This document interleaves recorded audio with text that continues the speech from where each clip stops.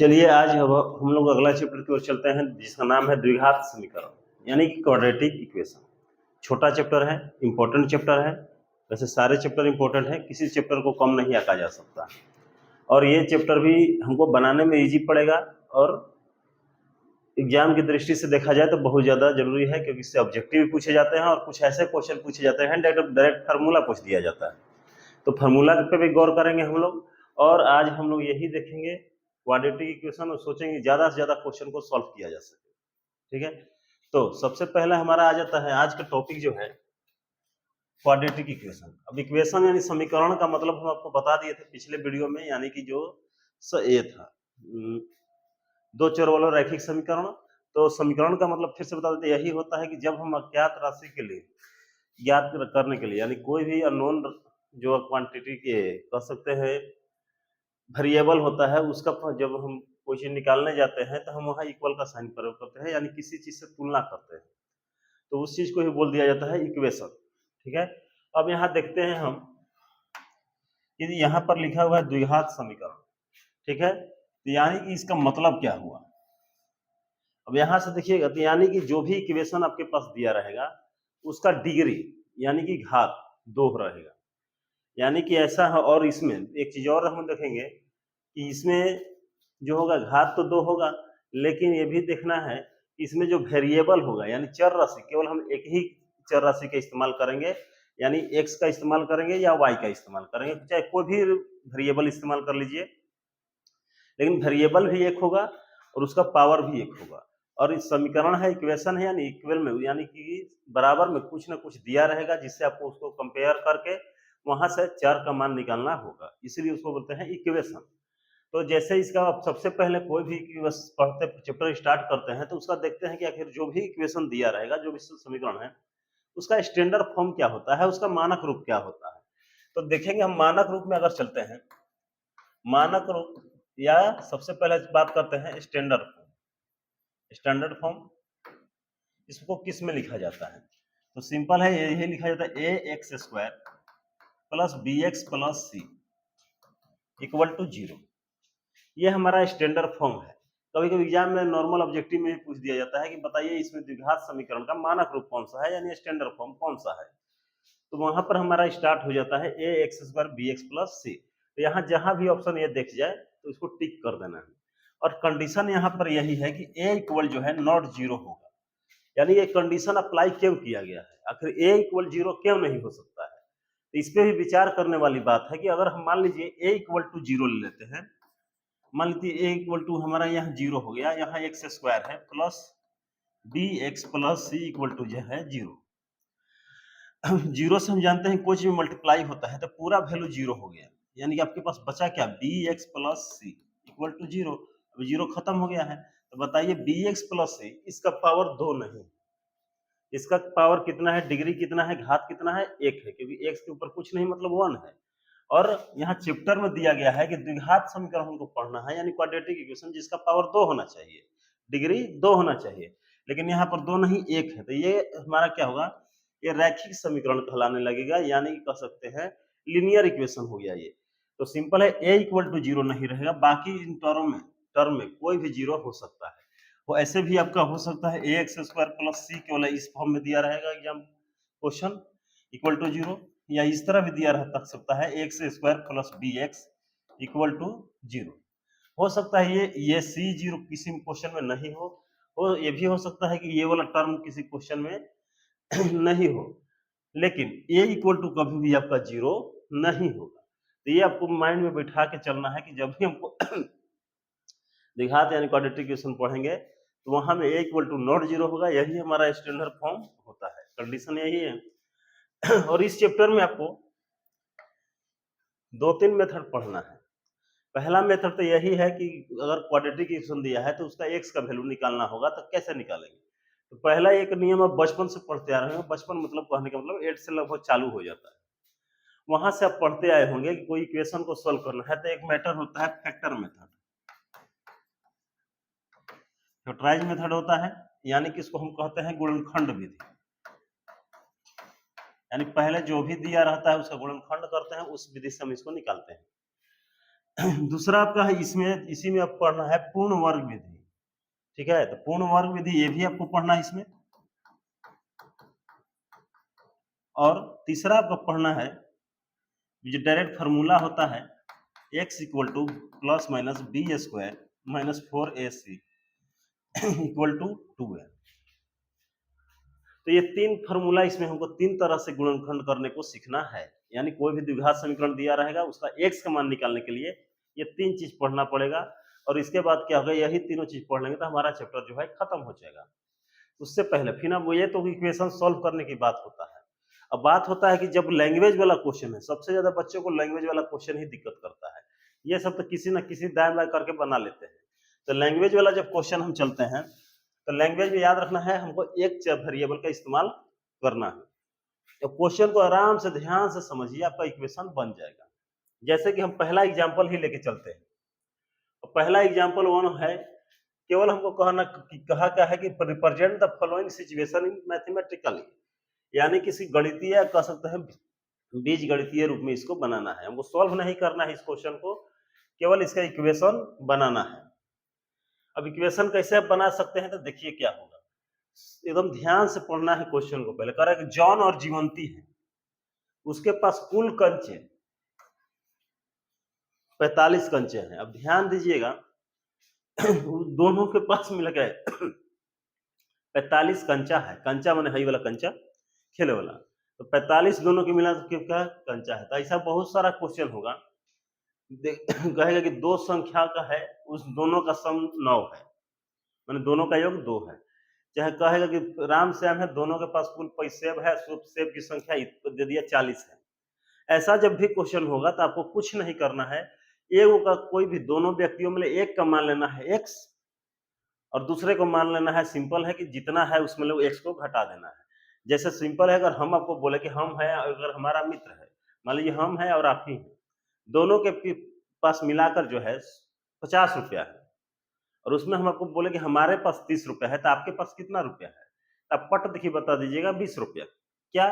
क्योंकि 30 हमारे पास है, तब 30 को 50 में से घटा दिए। तो इसलिए जब भी क्वेश्चन रहेगा तो कुल संख्या दिया रहेगा, अगर 45 है तो अगर किसी के पास x है तो दूसरे के पास क्या होगा, 45 में x घटा देना है। तो पहला तो यही काम होगा, इक्वेशन कोई बनाइएगा इस तरह का क्वेश्चन होगा तब कि दो चीजों का योग दिया रहेगा, जोड़ दिया होगा, वैल्यू दिया रहेगा तब। तो पहला इसी में हम बनाने की कोशिश करते हैं। तो कह रहा है, तो हम यहाँ पर क्वेश्चन सॉल्व करने की कोशिश करेंगे। तो यहाँ मान लेना है कि माना कि जॉन के पास चाहे जीवंत के पास, किसी के पास मान लीजिए x कंचे, तो यही मान लेंगे माना कि जीवंत के पास कंचों की संख्या,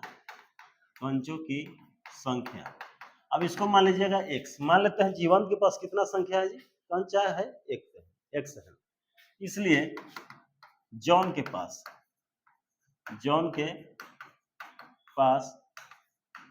कंचों की संख्या बराबर हो जाएगा 45 माइनस एक्स, क्योंकि दोनों के पास मिला के कितना था x, तो एगो भी x है तो x को घटा दीजिएगा तो मिल जाएगा। अब इसके बाद जब करना है तो कुछ नहीं करना है, यहां से लिखिएगा प्रश्न से। अब कंडीशन दिया रहेगा, एक ही कंडीशन रहेगा, उसी को अप्लाई कर देना है आपको, और ध्यान से समझना है क्या कह रहा है। अब यहाँ पर जैसे देखेंगे तो क्या कह रहा है भाई, तो कह रहा है कि दोनों 5-5 कंचे खो देते हैं, दोनों 5-5 को कंचा खो देता है। तब देखते हैं जब दोनों 5-5 कंचा खो देता है तो सिंपल है कि दोनों में 5-5 घटा देंगे। तो एगो भी x था तो उसमें भी 5 घटा देंगे, और एगो भी ले 45 माइनस x था तो उसमें भी ले 5 को घटा देंगे। तो खो दिया है, दोनों भुलवा दिया है, नालायक था। तो कह रहा है खोने के बाद अब जब जितना बचा है दोनों का गुना कर रहे हैं, मैंने दोनों खो देता है, उसके बाद दोनों का जितना बचा है उसका गुना कर देते हैं। तो गुना करते हैं तो कितना आता है, गुणनफल का मतलब गुना होता है, कितना आता है 124 आता है। यहाँ बना के देखते हैं, तब देखिए हम लिखते हैं यहाँ दोनों 5-5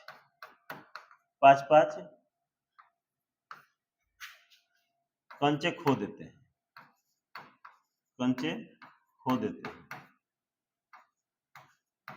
दोनों 5-5 को कंचा खो देगा, ठीक है। तो क्या होता है, गुणनफल जो होता है 124 हो जाता है। यही कंडीशन है, अगर दोनों 5-5 को कंचा खो देता है तो दोनों का गुणनफल कितना है, 124 है। अब आपको यहाँ नॉर्मल है हमारे पास, तो पहले लेते हैं, जीवंत के पास x था, 5 को बकलोला भुला दिया तो इसमें 5 को क्या कर दीजिए, घटा दीजिए। दूसरा है आपका 45 माइनस एक्स, यह बकलोला के भी 45 माइनस एक्स था, लेकिन यह क्या हुआ, घटवा दिया, भुलवा दिया तो भुलवा दिया। अब ऐसा क्यों किया है कि क्वेश्चन में यहाँ शब्द दिया है गुणनफल, तो गुणनफल का मतलब है कि खोने के बाद दोनों को गुना कीजिए। तो यह 5 को भुलवा दिया तो 5 घटा दिए, यह 5 को, तो दोनों के गुना कर देंगे। अब गुना करने पे कह रहा है कितना आएगा आपका, 124 आएगा, तो लिख दिए। अब नॉर्मल है, गुना कीजिएगा आंसर आ जाएगा। तो पहले x माइनस 5, अब यहाँ 5 घटा देंगे तो यह हो गया 40 माइनस एक्स। अब इसका गुना कर दीजिए, आपका बस इक्वेशन तो बनाना था। तो x से गुना करके तो कितना हो जाएगा, 40x, और x इसमें गुना करेंगे तो हो जाएगा माइनस एक्स स्क्वायर, क्योंकि x और x गुना होता है स्क्वायर, यहाँ माइनस है तो माइनस 5 से गुना करते हैं, देखिए 5 चौके क्या होता है 20, यानी 200 हो जाएगा। माइनस इसलिए कि ये इसके आगे कोई साइन नहीं, इसके आगे माइनस, तो माइनस में ही मल्टीप्लाई होता है तो आएगा। अब इस दोनों को गुना करेंगे तो माइनस और माइनस दोनों के आगे है तो प्लस हो जाएगा। अब 5 से गुना करेंगे तो 5x बराबर 124। अब जो सेम टर्म होगा उसको घटाएंगे, बाकी लोग समीकरण हमारा तैयार हो जाएगा। ये 40x है, ये 5x, तो जुटेगा तो ये हो जाएगा 45x, ये माइनस एक्स स्क्वायर है। माइनस 200 है, ये माइनस में है, कोई बात नहीं है, इधर वाला इधर ला लेते हैं क्योंकि हमको इक्वेशन स्टैंडर्ड फॉर्म में इसको लिखना है। तो यहाँ पर 124 प्लस में इधर आएगा तो माइनस में आ जाएगा, 124 बराबर कितना हो गया आपका, इधर कुछ सवाल लाइए दिया तो 0। अब इसको 45x माइनस एक्स स्क्वायर, अभी दोनों माइनस में तो जुटेगा, अब साइन माइनस होगा तो कितना हो गया आपका 324 को हो गया बराबर 0।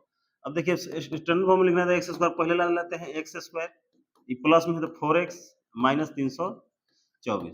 अब देखिए क्या होता है, आगे अगर माइनस नहीं रखना चाहते हैं तो कुछ नहीं करना है, दोनों पक्ष में इधर -1 से गुना कर देंगे, इधर -1 से गुना कर देंगे। अब इधर -1 से 0 में गुना कर दिए तो घंटा 0 को फर्क पड़ता है, तो 0 हो रहेगा।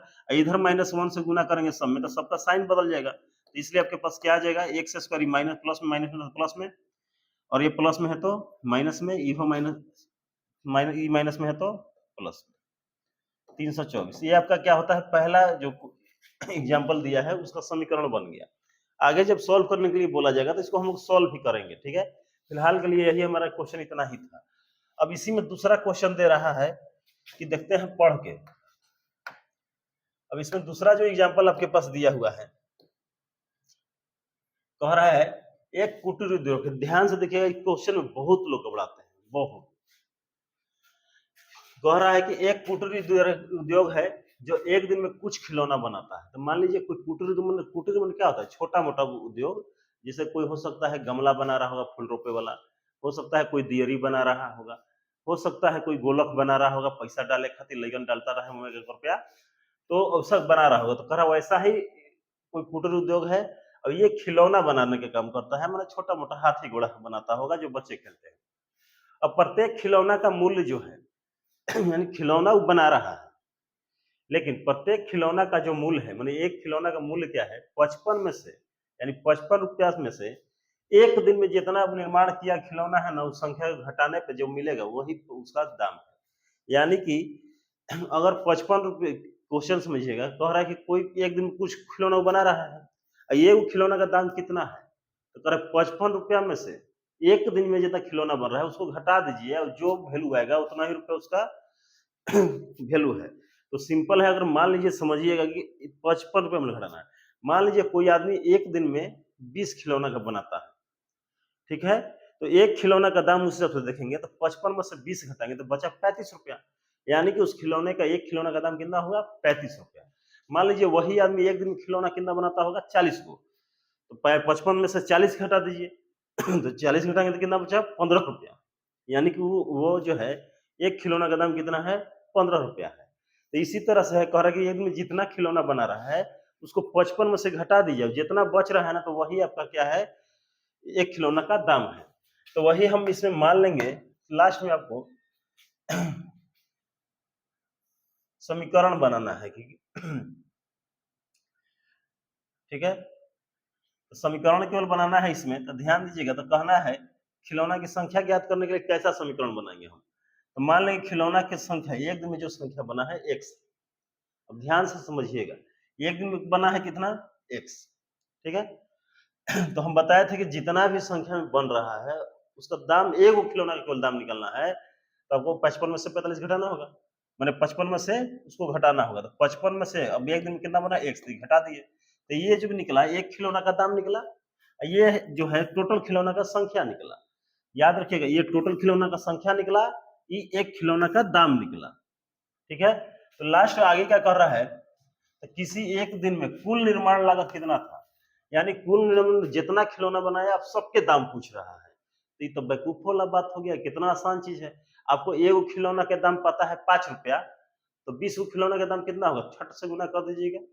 वैसे 30 खिलौना का दाम कितना होगा, तो 30 से गुने 5 कर दीजिएगा। तो हमको भी तो पूरा खिलौना पता है x, और एक खिलौने का दाम कितना है 55 माइनस x, तो पूरा दाम निकलना है। तो क्या करेंगे, इन दोनों का हम क्या करेंगे, गुना कर देंगे। तो पूरा आपका दाम निकल गया, क्योंकि एक खिलौना का 55 माइनस x और टोटल खिलौना है x, तो दोनों गुना किए, ठीक है।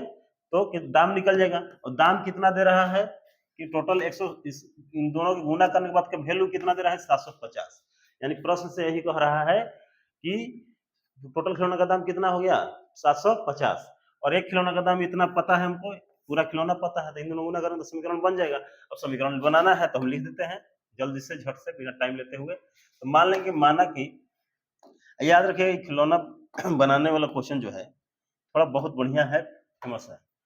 तो कहेंगे माना कि एक दिन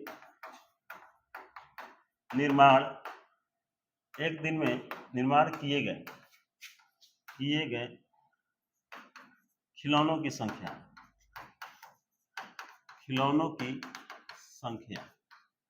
बराबर मान लीजिए x, इसलिए एक खिलौना का दाम मूल्य, एक खिलौने का मूल्य बराबर होगा 45 माइनस 45, याद हो गया पिछला क्वेश्चन 55 है, तो 55 माइनस कितना हो जाएगा x। यही कह रहा था कि एक दिन में जितना संख्या में बन रहा है खिलौना उसको 55 में घटा दीजिए, वही आपका एक खिलौना का प्रत्येक माने एक होता है, दाम होगा। अब इसलिए प्रश्न से कुछ नहीं कह रहा है, प्रश्न से यही बोल रहा है कि कुल खिलौना का दाम हो कितना है 750 रुपया। तो कुल खिलौना का दाम कैसे निकालिएगा, एक खिलौना का दाम पता है आपको, तो टोटल खिलौना कितना है x है, तो दोनों गुना कर दीजिए, तो x गुने क्या हो जाएगा 55 माइनस x। अब यहाँ से गुना कर देंगे, हमारा इक्वेशन बन गया था, 55 में गुना करेंगे तो 55x, यहाँ माइनस, यहाँ कुछ नहीं तो माइनस x स्क्वायर बराबर 750। अब सबको एक दिन ला दीजिए, तो माइनस एक्स स्क्वायर पहले इसको कर देते हैं, प्लस 55 है 55x, इधर आ गया तो माइनस 750, यहाँ जीरो। अब सिंपल हम कहे थे कि माइनस अगर नहीं रखना चाहते तो साइन सबका चेंज कर दीजिए भाई, तो इसका x स्क्वायर माइनस 55x हो जाएगा, क्योंकि प्लस में है, ये माइनस में है तो 750। ये आपका दूसरा इक्वेशन बन गया। दोनों में घात कितना है 2, इसलिए दो घात समीकरण है। इस तरह समीकरण हम आगे बहुत बनाएंगे, आपको समीकरण बनाना एकदम चुटकी का काम हो जाएगा। अब इसके आगे हम चलते हैं, एग्जाम्पल आगे देखते हैं क्या क्या कह रहा है। अब एग्जाम्पल 2 में देखिए कुछ क्वेश्चन दिया है, कि जांच कीजिए क्या निम्न द्विघात समीकरण है, यानी जो भी दिया गया है उसको सॉल्व कीजिए। लास्ट में सॉल्व करने के बाद अगर आपका घात 2 मिलता है, केवल 2, मतलब कि 3 नहीं होना चाहिए, 2 या 1 भी नहीं होना चाहिए, केवल 2 घात मिलता है तो समीकरण है, और नहीं है तो नहीं। तो इसको सॉल्व करके देख लेते हैं। तो सॉल्व कैसे करना है, सिंपल है, यहाँ की a माइनस बी का क्या है होल स्क्वायर है, a माइनस बी का होल स्क्वायर है, तो इसको बस तोड़ दीजिए, तो a माइनस बी का होल स्क्वायर क्या होता है a स्क्वायर माइनस 2ab, तो 2 a की जगह कुछ नहीं x है, b की जगह देखिए 2 है, प्लस बी स्क्वायर, तो 2 का स्क्वायर प्लस 1, इधर कितना है 2x माइनस 3। अब x स्क्वायर है माइनस 2 दूनी 4x प्लस 2 का स्क्वायर 4 प्लस 1, इधर 2x minus 3, x square minus 4x, 4 plus 1 5 बराबर 2x माइनस 3। अब सबको एक दिन ला लेते हैं, तो x square minus 4x plus में है, इधर ला लीजिए इसी के सामने माइनस 2x, ये माइनस में है तो इधर लाएंगे तो प्लस में 3, इधर वाला बच गया 5। अब देखिए ये आ गया 8, ये माइनस माइनस प्लस होता है, साइन माइनस से होता है, 4 दूनी 6x यहाँ एक्स स्क्वायर। पूरे समीकरण का आप देख सकते हैं जो x का पावर मैक्सिमम पावर है 2 है, यानी ये द्विघात समीकरण है। तो बस ऐसे सॉल्व करके ऐसा देखिए ऑब्जेक्टिव पूछा जाता है, तो ऐसा इक्वेशन दिया रहेगा, कहेगा बताइए कौन द्विघात समीकरण है, तो घात 2 आया। चलिए अब इसका आगे भी हम सॉल्व करके दिखाते हैं एक आध क्वेश्चन। यहाँ देखिएगा, अब इसको हम ट्राई करते हैं, तो यहाँ पर इधर वाला इधर पहले सॉल्व करते हैं। तो देखिए x से क्या है, दोनों में मल्टीप्लाई है, तो x का गुना होता है तो आपको पता है x स्क्वायर होता है, फिर प्लस है तो प्लस, एक का गुना होगा x से, तो क्या होगा x से होगा। एक से कोई चीज में गुना होता है तो उतना ही हो जाता है, एक से होता है, तो एक से कोई चीज में गुना कीजिए, मान नहीं बदलता है, जो यहाँ है वही रहेगा x। यहाँ है प्लस 8 तो प्लस 8 कर देते हैं। अब इधर आपको दुनिया को पता है कि ये कौन सा फॉर्मूला है, अगर पहला पहला बराबर है, दूसरा भी बराबर है, वो प्लस है वो माइनस होता है, a minus b plus a into a plus b into a minus b. इसका फॉर्मूला यही होता है, पहला का स्क्वायर माइनस दूसरा का स्क्वायर, यानी ए स्क्वायर माइनस बी स्क्वायर होता है। अब इसको एक लाइन और लिखना पड़ेगा, एक्स स्क्वायर एक्स प्लस 8 बराबर एक्स स्क्वायर माइनस 4। अब देखिए यहाँ से इसको इधर ला लेते हैं, तो x square plus x plus 8, इधर प्लस में इधर आएगा तो माइनस में, ये माइनस में इधर आएगा तो प्लस। अब देखिए एक्स स्क्वायर माइनस में है, प्लस में कट गया, तब क्या क्या बचा आपके पास, एक्स 8 4 12 बराबर 0। अब देखिए यहाँ पर क्या है, इक्वेशन है, समीकरण तो है, लेकिन एक्स का पावर कुछ नहीं 1 है, तो ये रैखिक समीकरण हुआ, ना कि द्विघात हुआ, इसलिए ये द्विघात समीकरण नहीं होगा। तो इसी तरह आपको क्वेश्चन सॉल्व करके आगे देखते रहना है। अब इसमें भी आप बना सकते हैं, ये देखिए, अब देख के लग रहा है कि अच्छा इधर हो सकता है कि जाने x पावर 2 है, तो ऐसे कभी एग्जाम में ट्राई नहीं करना है, पहले पूरा सॉल्व कीजिए। तो x इसका गुना करेंगे तो 2, x से गुना करेंगे तो x स्क्वायर, फिर क्या है प्लस 3, तो प्लस 3 और x का गुना कीजिए तो कितना होगा 3x बराबर x स्क्वायर प्लस 1। अब इसको इधर ला लीजिए, तो 2x स्क्वायर, ये x स्क्वायर प्लस में है, इधर आएगा तो माइनस में, यहाँ 3x है, ये प्लस में इधर लाइए माइनस 0। अब यहाँ 2x स्क्वायर में ले कट गया, तो x square plus 3x minus 1। अब यहाँ देख सकते हैं समीकरण बन गया, तो यहाँ पावर क्या है 2 है, तो इसलिए भी द्विघात समीकरण होगा। अब लास्ट में तो q लगा है, तो q लगे वाला कोई दिक्कत नहीं है, इसको भी सॉल्व कर देते हैं। अब इसका पहला जो है x के पावर x प्लस 2 q बराबर है एक्स क्यू माइनस 4। अब इसका दिमाग खजुला जाएगा, क्या होगा क्या नहीं, कुछ नहीं, फॉर्मूला पे तोड़िए, जो कट रहा है कटाइए, नहीं कट रहा है मत कटाइए। तो एक क्यू, तो फार्मूला हम लिख देते हैं, a प्लस बी का होल क्यू का फार्मूला होता है a cube plus 3a square b plus 3ab square plus b cube, यही होता है। तब इस बैठा दीजिए, तो ए क्यू, ये क्यू है, तो यहाँ x का क्या हो जाएगा क्यू प्लस 3 तो 3 a स्क्वायर, पहला का a मैंने पहला, तो एक्स स्क्वायर प्लस गुना गुना भले है b, तो b की जगह है 2 प्लस, फिर क्या है 3, और खाली a है याद रखिएगा, तो केवल है तो एक के बार लिखेंगे, फिर b का स्क्वायर है तो 2 का स्क्वायर कर देंगे, फिर कितना है b क्यू, तो b की जगह 2 है तो 2 का कर दीजिए क्यू बराबर एक्स क्यू माइनस हो गया 4। अब एक्स क्यू प्लस 3 दूनी 6 एक्स स्क्वायर हो गया, फिर यहाँ 2 का स्क्वायर 4 होगा, 4 तिहाई 12 एक्स 2 का क्यू 8 बराबर कितना होगा एक्स क्यू माइनस 4। अब सबको एक तरफ लाइए, x Q plus 6 x square plus 12 x plus 8, अब ये दोनों को लाना है, तो एक्स क्यू प्लस में इधर आएगा तो माइनस में, ये माइनस में इधर आएगा तो प्लस में। अब देखिए एक्स क्यू प्लस में है, यहाँ माइनस में, दोनों बराबर है, कट गया, तो बच्चा क्या 6 एक्स स्क्वायर फिर प्लस 12 एक्स, ये 8 से जुटेगा तो क्या होगा, ये भी 12। अब देखिए यहाँ भी क्या है, एक्स का मैक्सिमम वैल्यू कितना है 2, मतलब द्विघात समीकरण है। एग्जाम में डायरेक्ट क्वेश्चन ये देखिए मत मानिएगा ठीक, पावर तो 3 आ गया, नहीं सॉल्व कीजिएगा 3 कट जा रहा है। अब कोई जरूरी नहीं कि हर क्वेश्चन में 3 अगर दिया रहे कटिए जाए, रटना भी नहीं है, एकदम फार्मूला पे तोड़िए, आराम से सॉल्व कीजिए, आपका आंसर वहां से तुरंत बन के सामने आ जाएगा। अब अगला एग्जाम्पल हम लोग देखते हैं क्या दे रहा है, क्योंकि हम बोले हैं कि सारा एग्जाम्पल कराएंगे और एक्सरसाइज भी कराएंगे, तो ये अलग से लिखा गया है, ये मत सोचिएगा एनसीईआरटी नहीं है, प्योर एनसीईआरटी के क्वेश्चन है, सब क्वेश्चन आप मिला सकते हैं। अब गुणनखंड समीकरण दिया है, कह रहा है कि गुणनखंड द्वारा, हम बोले थे कि यही होगा, फैक्टराइजेशन मेथड जो होता है उसके द्वारा आपको गुणनखंड करना होगा। तो इसको बहुत बच्चा आता है, बहुत बार बताया गया है, द्विघात जब हम पढ़ा रहे थे उस समय भी बताए थे। तो कह रहा है मूल ज्ञात करना है, ठीक है, तो मूल ज्ञात करना है, मैंने एक्स का मान निकालना है, वही कह रहा है। यानी सिंपल है, मूल कहते हैं, कोई जीरो कहता है या कोई रूट कहता है, सबका मतलब क्या है वही है, यानी कि ऐसा एक्स का वैल्यू जिसको वैल्यू इसमें रख दिया जाए, इस इक्वेशन को सर्टिफाइड करता हो, माने बराबर में जीरो है तो बराबर में जीरो आ जाए। अब यहाँ पर ऐसे लिख देते हैं t x square minus 5x। Rule जानिएगा, पहला रूल यही है कि ए गुने सी होता है। ए गुने सी मतलब हम जानते हैं कि ये वाला बी ए है, ये वाला बी और ये वाला सी से दिखाते हैं। तो सबसे पहला काम है कि इन दोनों का मल्टीप्लाई करिएगा तो 3 दूनी क्या हो जाएगा 6, ठीक है। तो 3 दूनी 6 हुआ सब, फिर इसके बाद क्या करना है, इसका गुणनखंड करना है। तो क्या आ जाएगा 2 गुने 3, ठीक है। इस तरह से गुणनखंड करेंगे। हाँ, वास्तव में गुना दोनों टर्म से पूरा किया जाता है, तो ऐसे किया जाता है 2x स्क्वायर प्लस 3, फिर 3 दूनी 6x स्क्वायर होता है। इसका फैक्टराइजेशन करेंगे तो क्या मिलेगा आपको, 2 गुने 3 6, और 1 से 2 है तो 2 मिलेगा, ठीक है। अब इन्हीं को मिला के आपको क्या लाना रहता है, यहाँ जो दिया है वही -5x लाना है। तो इन सबका इस्तेमाल करके यानी कैसहू पेयर बना के आपको जोड़ के या घटा के क्या लाना है तो ये 5 लाना है। अब ध्यान दीजिए x वाला हम बार-बार गुणनखंड में शामिल नहीं करते हैं, क्योंकि पता है कि जब तोड़ेंगे तो दोनों में एक को x लगाना ही है। तो इसको हमेशा मत कीजिएगा, बस गुना अंक का कीजिएगा। 3 दूनी 6 आया, 2 पार्ट में टूटा, 2 और 3 आया। अब 2 और 3 आया तो इन दोनों को जोड़ के या घटा के 5 लाना है। तो आपको पता है कि जोड़ के 5 आ सकता है, घटाने पे 1 आएगा। अब बात ये तो हो गया कि आपको ये पूछा गया कि 3 और 2 जोड़ेंगे तो 5 आ जाएगा। लेकिन ये समझना है कि यहाँ जोड़ने के लिए ध्यान देना होता है, दो तरह से 5 आएगा।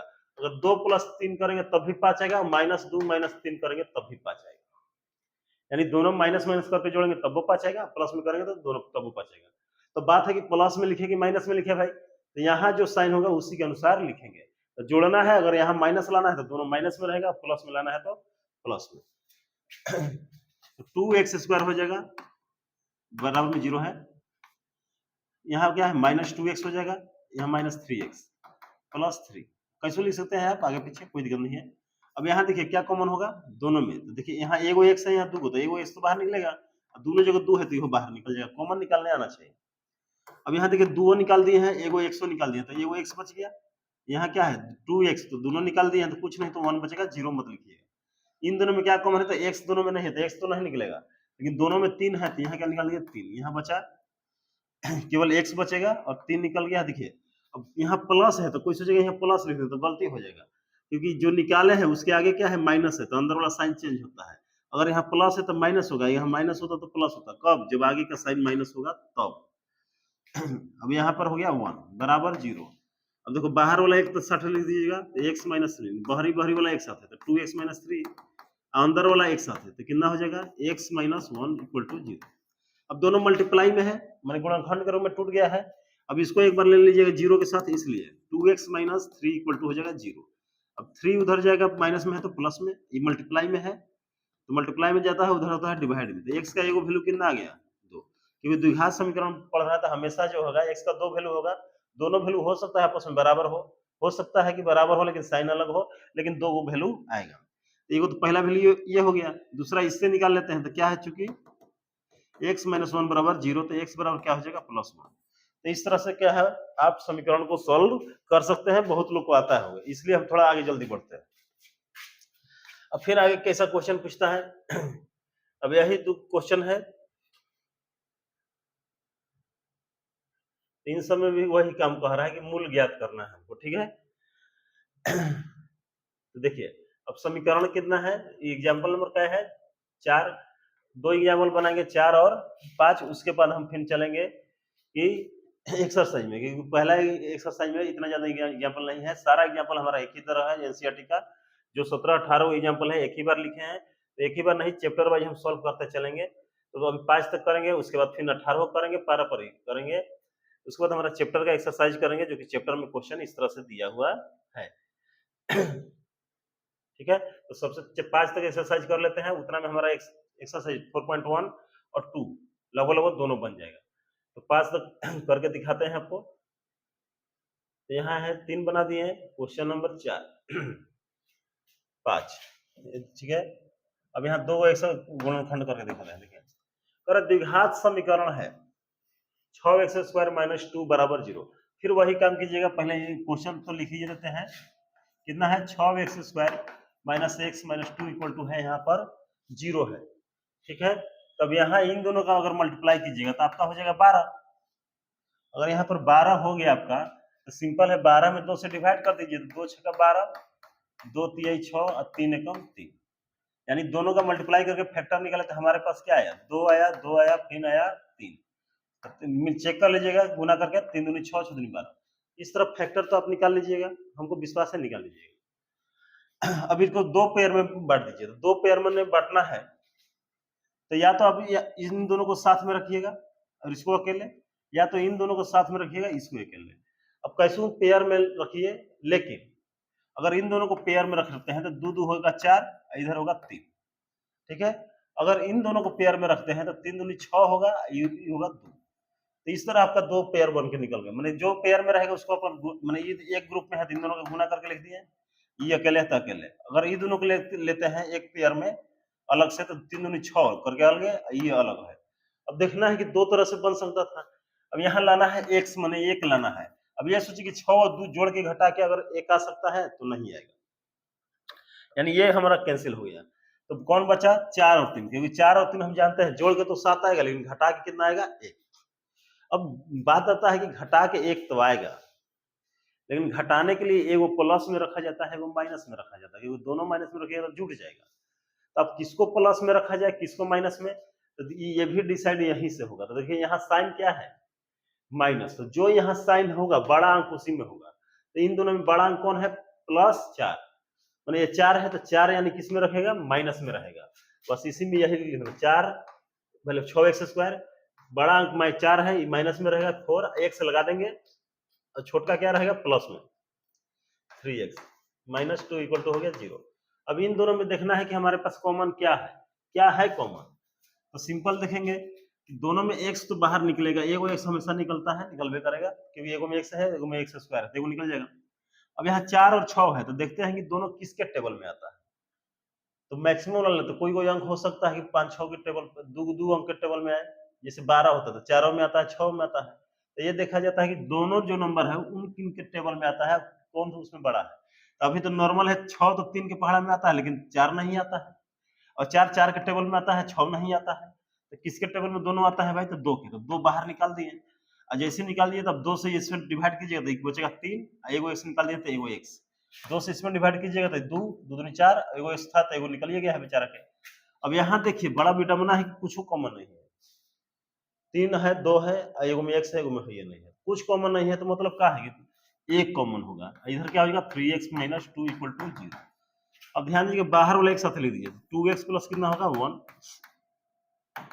ये साइन देते रहिएगा, और बाहर वाला एक साथ लिख दिए, अंदर वाला एक साथ, 3x - 2 इक्वल टू हो गया 0।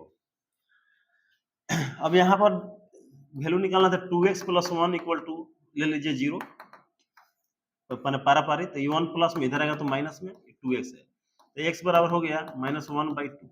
इस तरह से हमारा क्या है, वो समीकरण एक x का मान निकल गया, तो ये मूल हो गया। दूसरा निकालना है तो 3x - 2 इक्वल टू ले लीजिएगा 0। अब 3x तो माइनस में उधर जाएगा तो 2, तो x बराबर कितना हो गया 2/। इस तरह से क्या होता है, x का हमारा दो वैल्यू निकलकर सामने आ जाता है। अब आगे देखते हैं हम लोग ये वाला क्वेश्चन। देखिए रूट वाला क्वेश्चन सभी बच्चों को बहुत ज्यादा दिक्कत करता है, ठीक है, एकदम हल्का तरीका बताएंगे, आप बना लीजिएगा। यहाँ क्या है, देखिए 3x² है -2√6x है +2 है, नियम वही है, पहले इन दोनों का गुना कीजिए। एक खैर आसान है, तो अगर राउ रूट लगा तो बनाएंगे उसको, 3 दूनी 6 होता है। अब 6 जो होता है, हमको इस 6 को कितना लाना है, 2√6 जोड़ के क्या लाना है, 2√6। तो ये सिंपल है, देखिए 2, अब 6 को तोड़िएगा तो 2 और 3 आएगा। अब 2 3 कभी घटा के या जोड़ के आपको क्या आएगा, 5 नहीं आने, 6 नहीं आने वाला है। अब क्या करें भाई, तो समझिए इस चीज को समझिए है क्या, तो कह रहा 2√6 यानी कि 2√6 जुटल है, 2√6 जुटा हुआ है। अब हमारे पास दोनों की गुना करके 6 आया है, तो हम जानते हैं कि 2√6 जिसे गुना करके आया है, तो अगर हम जानते हैं कि 2√6 का गुना किया जाए तो हमारे पास क्या मिलता है, 6 ही मिलता है। यानी कि इसको दो पार्ट में हम तोड़ सकते हैं, √6 और √6। अब देखिए दोनों को अगर जोड़ दिया जाए तो 2√6 हो जाएगा, √6 गुना करेंगे तब ना 6 आता है। अगर इसको इसी को हम क्या करें, दो पार्ट में तोड़ देते हैं, मैंने इसका भी गुणनखंड कर देते हैं, तो क्या आएगा, √6 × √6 आएगा, इसका वैल्यू कितना आएगा 6, लेकिन इसको अब जोड़ना है तो √6 और √6 जोड़ेंगे तो 2 √6 आ जाएगा। अब ध्यान देना है कि 2 √6 लाना है लेकिन माइनस में लाना है, तो जोड़ेंगे तो जोड़ने के लिए दोनों या तो प्लस में रहना चाहिए या तो माइनस में, लेकिन यहाँ माइनस है तो दोनों को हम क्या रखेंगे माइनस में, तो x² माइनस √6x हो गया, यहाँ भी माइनस √6x प्लस 2। अब बात होता है कि यहाँ कॉमन कैसे लिया जाए, सबसे बड़ा चीज इधर हम समझाते हैं आपको। देखिए अगर रूट वाला क्वेश्चन आ जाए तो इसको तोड़ लीजिए पहले, अगर 3 है तो यहाँ इसका मतलब है √3 2 है, इस तरह 3 को ऐसे गुना में लिख सकते हैं, यहाँ लिख दिए x², पहले यही दोनों तोड़ते हैं। अगर ये √6 को आप तोड़ना चाहते हैं तो सिंपल है कि √3 गुने √2 होता है, ठीक है, चाहे अलग अलग भी लिख सकते हैं, √3 गुने √2, ये भी क्या आएगा 6, इधर कितना है x।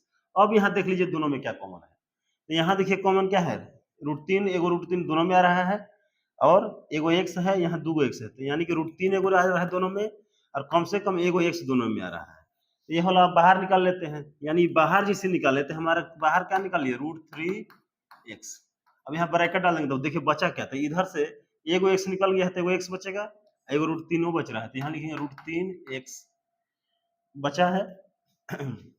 अब माइनस है तो माइनस, अब यहाँ से देखिए √3 निकाल लिए हैं और एगो x निकाल लिए, तो बचा कितना है √2, तो यहाँ लिख देंगे काम खत्म हो गया।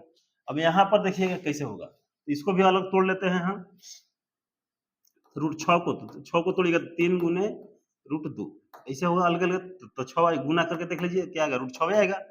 अब 2 को तोड़ेंगे तो 2 अकेले है, मतलब क्या है √2 गुने √2 करेंगे तो 2 √2 आएगा। अब इन दोनों में क्या कॉमन है, तो देखिए √2 कॉमन आ रहा है, तो यानी कि यहाँ से कॉमन निकालिएगा √2, यहाँ ब्रैकेट डाल दीजिएगा। अब देखिए इधर से जैसे कॉमन निकालिएगा तो क्या बचेगा √3 और एगो x लगल है, तो यहाँ क्या होगा √3x। ऐसे ध्यान रखिएगा, यहाँ जो आया है वही आएगा, तो डायरेक्ट भी आप लिख सकते हैं। अब हो गया, तो हम अभी बताए थे कि आगे माइनस है तो साइन यहाँ क्या होगा भाई, ये प्लस है तो चेंज होगा माइनस, क्या बचा यहाँ एगो √2 निकाल दिए तो √2 बराबर कितना हो गया जी 0। अब अलग अलग लिख लेंगे तो √3x माइनस √2, और अब अंदर वाला भी यानी दोनों क्या है हमारे पास बराबर आया है, √3x माइनस √2 बराबर 0। अब वैल्यू निकाल लेते हैं, इसलिए √3x माइनस √2 इक्वल टू हो गया 0। अब यहाँ माइनस में है, उधर जाएगा तो प्लस में, √3x बराबर हो गया √2। अब यहाँ से क्या है डिवाइड गुना में है, इधर जाएगा तो मल्टीप्लाई में, तो क्या हो गया √3/2।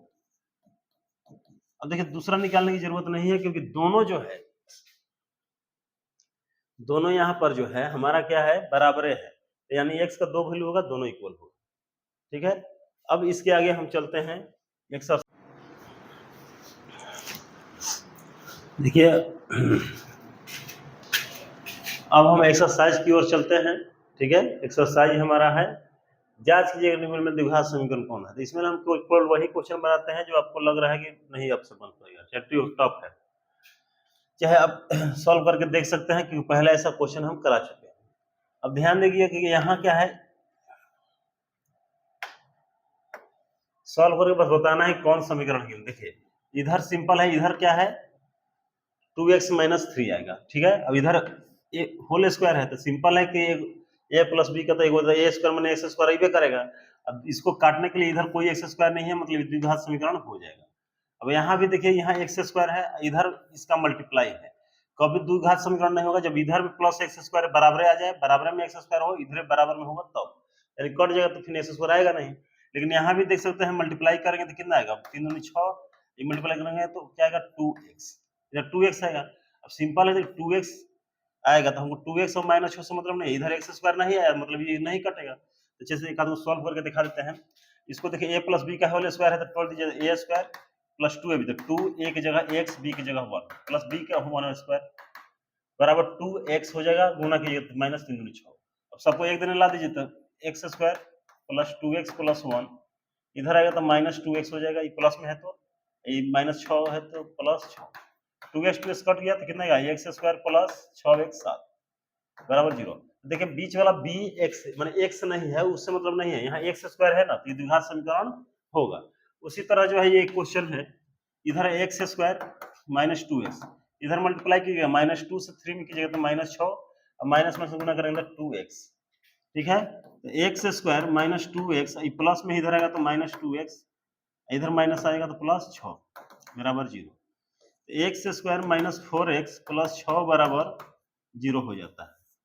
ठीक है, अब यहाँ से क्वेश्चन हमको देखना है कि x square minus 4x plus 6 equal to 0। ठीक है, यहाँ से हमारा क्वेश्चन ये खत्म हो जाता है। यानी कि यहाँ पर जो है द्विघात समीकरण आ रहा है, यानी घात 2 आ रहा है तो द्विघात समीकरण है। इस तरह से क्वेश्चन को टच करना है। ठीक है, अब यहाँ पर देख लेते हैं क्वेश्चन 3 है। तो क्वेश्चन 3 में देखिए सिंपल है, मल्टीप्लाई है, तो एक्स का पहले मल्टीप्लाई कर दीजिए तो आएगा एक्स स्क्वायर, फिर एक्स से इसमें मल्टीप्लाई करेंगे तो एक्स से कोई संख्या में गुना कीजिए वही होगा एक्स, फिर हम माइनस है तो माइनस 2x क्या होगा माइनस 2x, माइनस 2 का मान से मल्टीप्लाई होगा तो क्या होगा माइनस 2। सिंपल है। इधर वाला देखते हैं मल्टीप्लाई करते हैं तो एक्स का एक्स के साथ होगा तो एक्स स्क्वायर, फिर एक्स का होगा तो 3x, फिर होगा माइनस 1 इधर होगा तो क्या होगा माइनस एक्स, फिर माइनस से प्लस 3 में होगा तो माइनस 3। अब ध्यान देना है कि अब देख सकते हैं इधर भी एक्स स्क्वायर प्लस में है इधर भी प्लस में है, अब दोनों बराबर है एक का हुआ तो कट जाएगा, तो कट गया तो द्विघात समीकरण पर रहा आपको नहीं, तो इस तरह से आपको चेक करते रहना है। ये सब सारा क्वेश्चन बन जाएगा। हाँ, डायरेक्ट अपना मन है ना सोचिएगा कि हो ही जाएगा, होगा या नहीं, बस क्या है फार्मूला पे दिया है तो उसको तोड़ के बनाइएगा, इस तरह से देखा जाएगा। अब यहाँ एक क्वेश्चन हम 7 और 8 बना देते हैं। तो 7 में आपको दे रहा है क्वेश्चन में कि x प्लस 2, क्योंकि इजी क्वेश्चन है इसलिए थोड़ा हम कम समय देना चाहते हैं इस पर, 2x इधर में है एक्स स्क्वायर माइनस 1।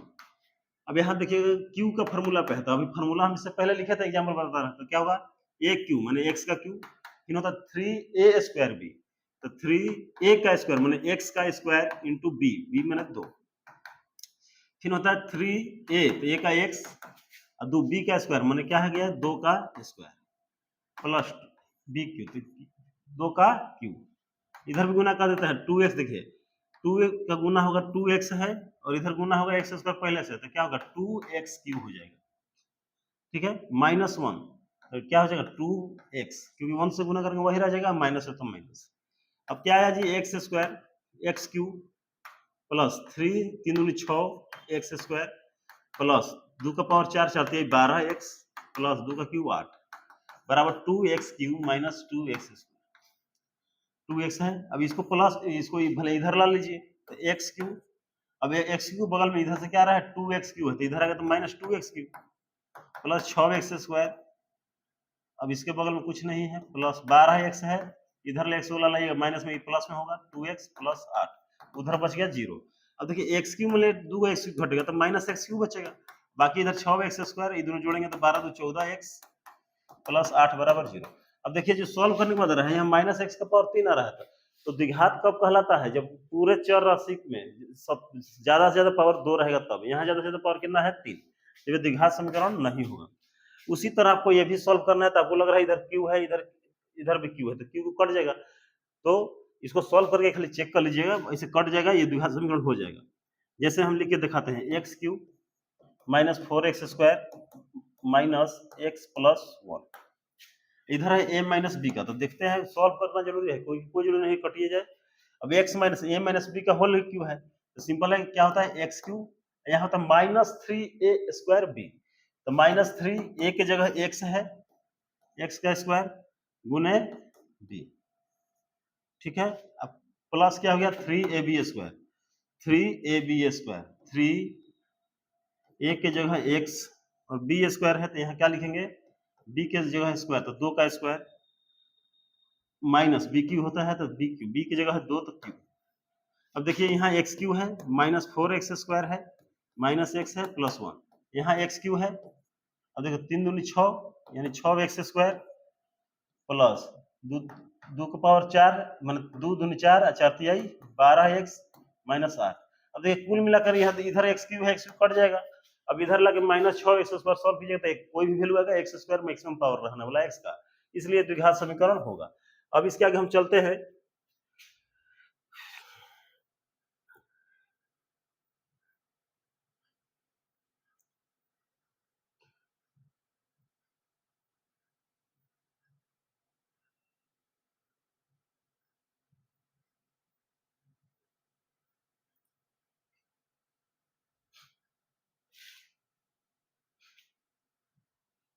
यहाँ निम्न स्थितियों को द्विघात आगे की ओर देखते हैं, निम्न स्थितियों में द्विघात समीकरण को, देखिए इस क्वेश्चन में जो कह रहा है कि केवल हमको द्विघात समीकरण के रूप में इसको निरूपित करना है, इसको सॉल्व करने की जरूरत अभी नहीं है। जरूरत जब बोलेगा तब करेंगे, तो केवल द्विघात समीकरण के रूप में इसको व्यक्त करना है।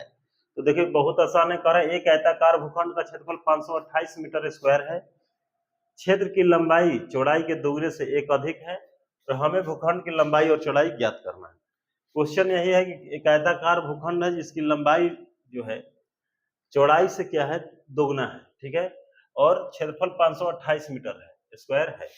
तो देखिए यही कह रहा है, तो आयताकार जो वो दिया है, आयताकार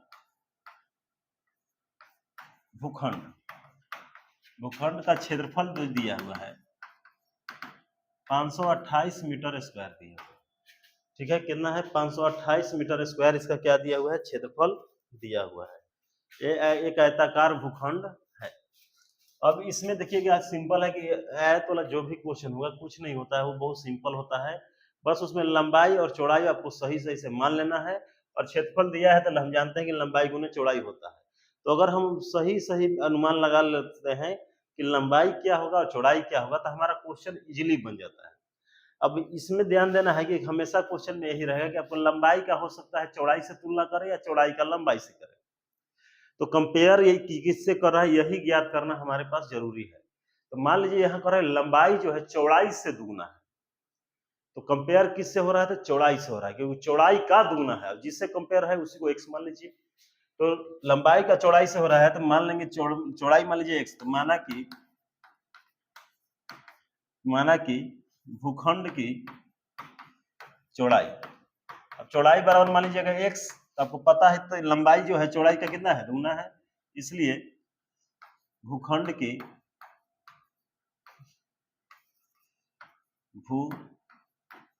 की लंबाई बराबर कितना है, 2x, ठीक है। अगर चौड़ाई माने हैं x, तो भूखंड की लंबाई कितना हो जाएगा, 2x। इसलिए प्रश्न से हो गया कि हम क्या दिया है, क्षेत्रफल लिख दिया जाए, एरिया बराबर दिया है 528 मीटर स्क्वायर। अब कुछ नहीं करना, यहाँ पर वैल्यू बैठा दीजिए, तो कितना हो जाएगा आपके पास, तो x का लंबाई गुने क्या होता है, लंबाई गुने चौड़ाई बराबर 528 मीटर स्क्वायर, ऐसे लिख देते हैं, अभी मीटर स्क्वायर हटा देते हैं। तब देखिए क्या है, लंबाई गुने चौड़ाई, तब लंबाई कितना है जी आपके पास, 2x, और चौड़ाई है x, ठीक है, बराबर 528। अब यहाँ से आपका समीकरण बन गया, तो कितना हो गया, 2x स्क्वायर बराबर 528, प्लस में इधर ला लीजिएगा माइनस में, 2x स्क्वायर माइनस 528 बराबर 0। ये क्या है, हमारे पास द्विघात समीकरण बन के रेडी होगा। तो क्वेश्चन में यही बोल रहा था कि द्विघात समीकरण बनाइए। कभी कभी हो सकता है आंसर में इसका कॉमन लेके दिखाया होगा, क्योंकि दोनों में 2 कॉमन हो गया, तो कॉमन लेंगे तो एक्स स्क्वायर हो जाएगा, और 500 में 28 मतलब 2 कॉमन लेंगे, तो ये कितना बचेगा, करीब 264 के आसपास बचेगा, ठीक है। अब 2 से इधर जाएगा 0 बन जाएगा, तो क्या होगा, एक्स स्क्वायर माइनस 200, कुछ इस तरह से भी आंसर आपको दिया होगा, ठीक है। तो ये हमारा इस तरह से क्वेश्चन कंप्लीट होता है। अब यहाँ पर दूसरा क्वेश्चन देख लेते हैं, दूसरा में कैसा समीकरण बनाना है। तो यहाँ पर दिया है कि 2 क्रमागत धनात्मक पूर्णांक, क्रमागत मैंने लगातार दिया है, तो 2 क्रमागत धनात्मक पूर्णांक जो दिया है उसका गुणनफल दिया है 306, और हमें क्या करना है, पूर्णांक ज्ञात करना है। तो 2 क्रमागत धनात्मक पूर्णांक जो दिया हुआ है वो कितना है, 306 है। तो क्रमागत माने गुण, अब देखिए क्या लिखा है कि 2 क्रमागत संख्याओं का क्या है, गुणनफल है, दोनों धनात्मक यानी दोनों प्लस में है, और 2 लगातार कोई संख्या है और दोनों को गुना करने पर कितना रहा है, 306 आ रहा है। तो 2 कोई संख्या है, दोनों लगातार है, दोनों गुना करने पर क्या आ रहा है, 306 आ रहा है। 2 लगातार संख्या मतलब क्या हुआ, अगर कोई 2 है तो अगला 3 है, कोई 5 है तो अगला 6 है, इस तरह से लगातार होता है। यानी कि दोनों संख्या को हम मानेंगे कैसे, हम सिंपल बात है, हमेशा 2 कंडीशन होगा, दोनों को मल्टीप्लाई करना होगा। तो सिंपल बात है कि आप सोचिए कि एक संख्या से दूसरे में अंतर क्या होता है, तो 1 का अंतर होता है। यानी कोई संख्या अगर एक अगला संख्या में जाना है तो उसमें 1 जोड़ना पड़ता है। तो मान लेते हैं एक पहला जो संख्या होगा अगर x मान लेते हैं, तो उससे अगला संख्या जाने में कितना होगा, तो x + 1 होगा, क्योंकि 1 जोड़ेंगे तो अगला में जाएंगे। तो ये इसी तरह मान लेंगे 2 संख्या धनात्मक संख्या मान लेंगे, एगो x मानेंगे तो एगो x प्लस 1, उसके बाद नॉर्मल है, दोनों को गुना करेंगे तो कितना आएगा 306। तो क्वेश्चन आसान है, इसको द्विघात समीकरण में बदल देते हैं। तो कहेंगे कि माना कि पहली धनात्मक पूर्णांक संख्या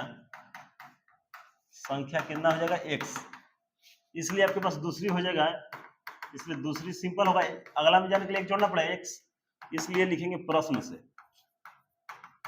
से हो गया। अब कह रहा है क्वेश्चन में क्या कि दोनों के गुणनफल यानी x और x प्लस 1 का जो गुणनफल है वो कितना है जी 306 है, इसलिए गुना कर देंगे तो x स्क्वायर प्लस x बराबर 306, इसलिए x square plus x plus में इधर आएगा तो माइनस में 306, यही आपका क्या हो गया आंसर हो गया। इस तरह से समीकरण बनाना काफी ज्यादा आसान होता है, जब क्वेश्चन आप समझ जाइएगा तब। अब अगर देखते हैं क्वेश्चन कह रहे हैं रोहन की माँ, अब इस तरह का क्वेश्चन बनाते हैं, कह रहे हैं रोहन की माँ उससे 26 वर्ष बड़ी है। तो देखिए जिससे कंपेयर ऐसा क्वेश्चन होगा उसी को x मानना है।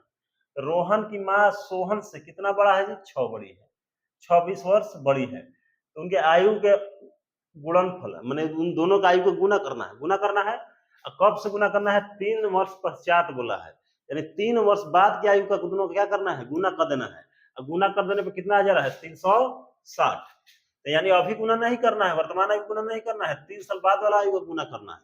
तो कह रहा है कि रोहन की माँ है, रोहन के ना है कि दूसरे में देखें, हाँ रोहन की ही माँ है, यहाँ लिखेंगे माना कि, अब रोहन से तुलना हो रहा है तो उसी का x मान लीजिएगा, माना कि रोहन की वर्तमान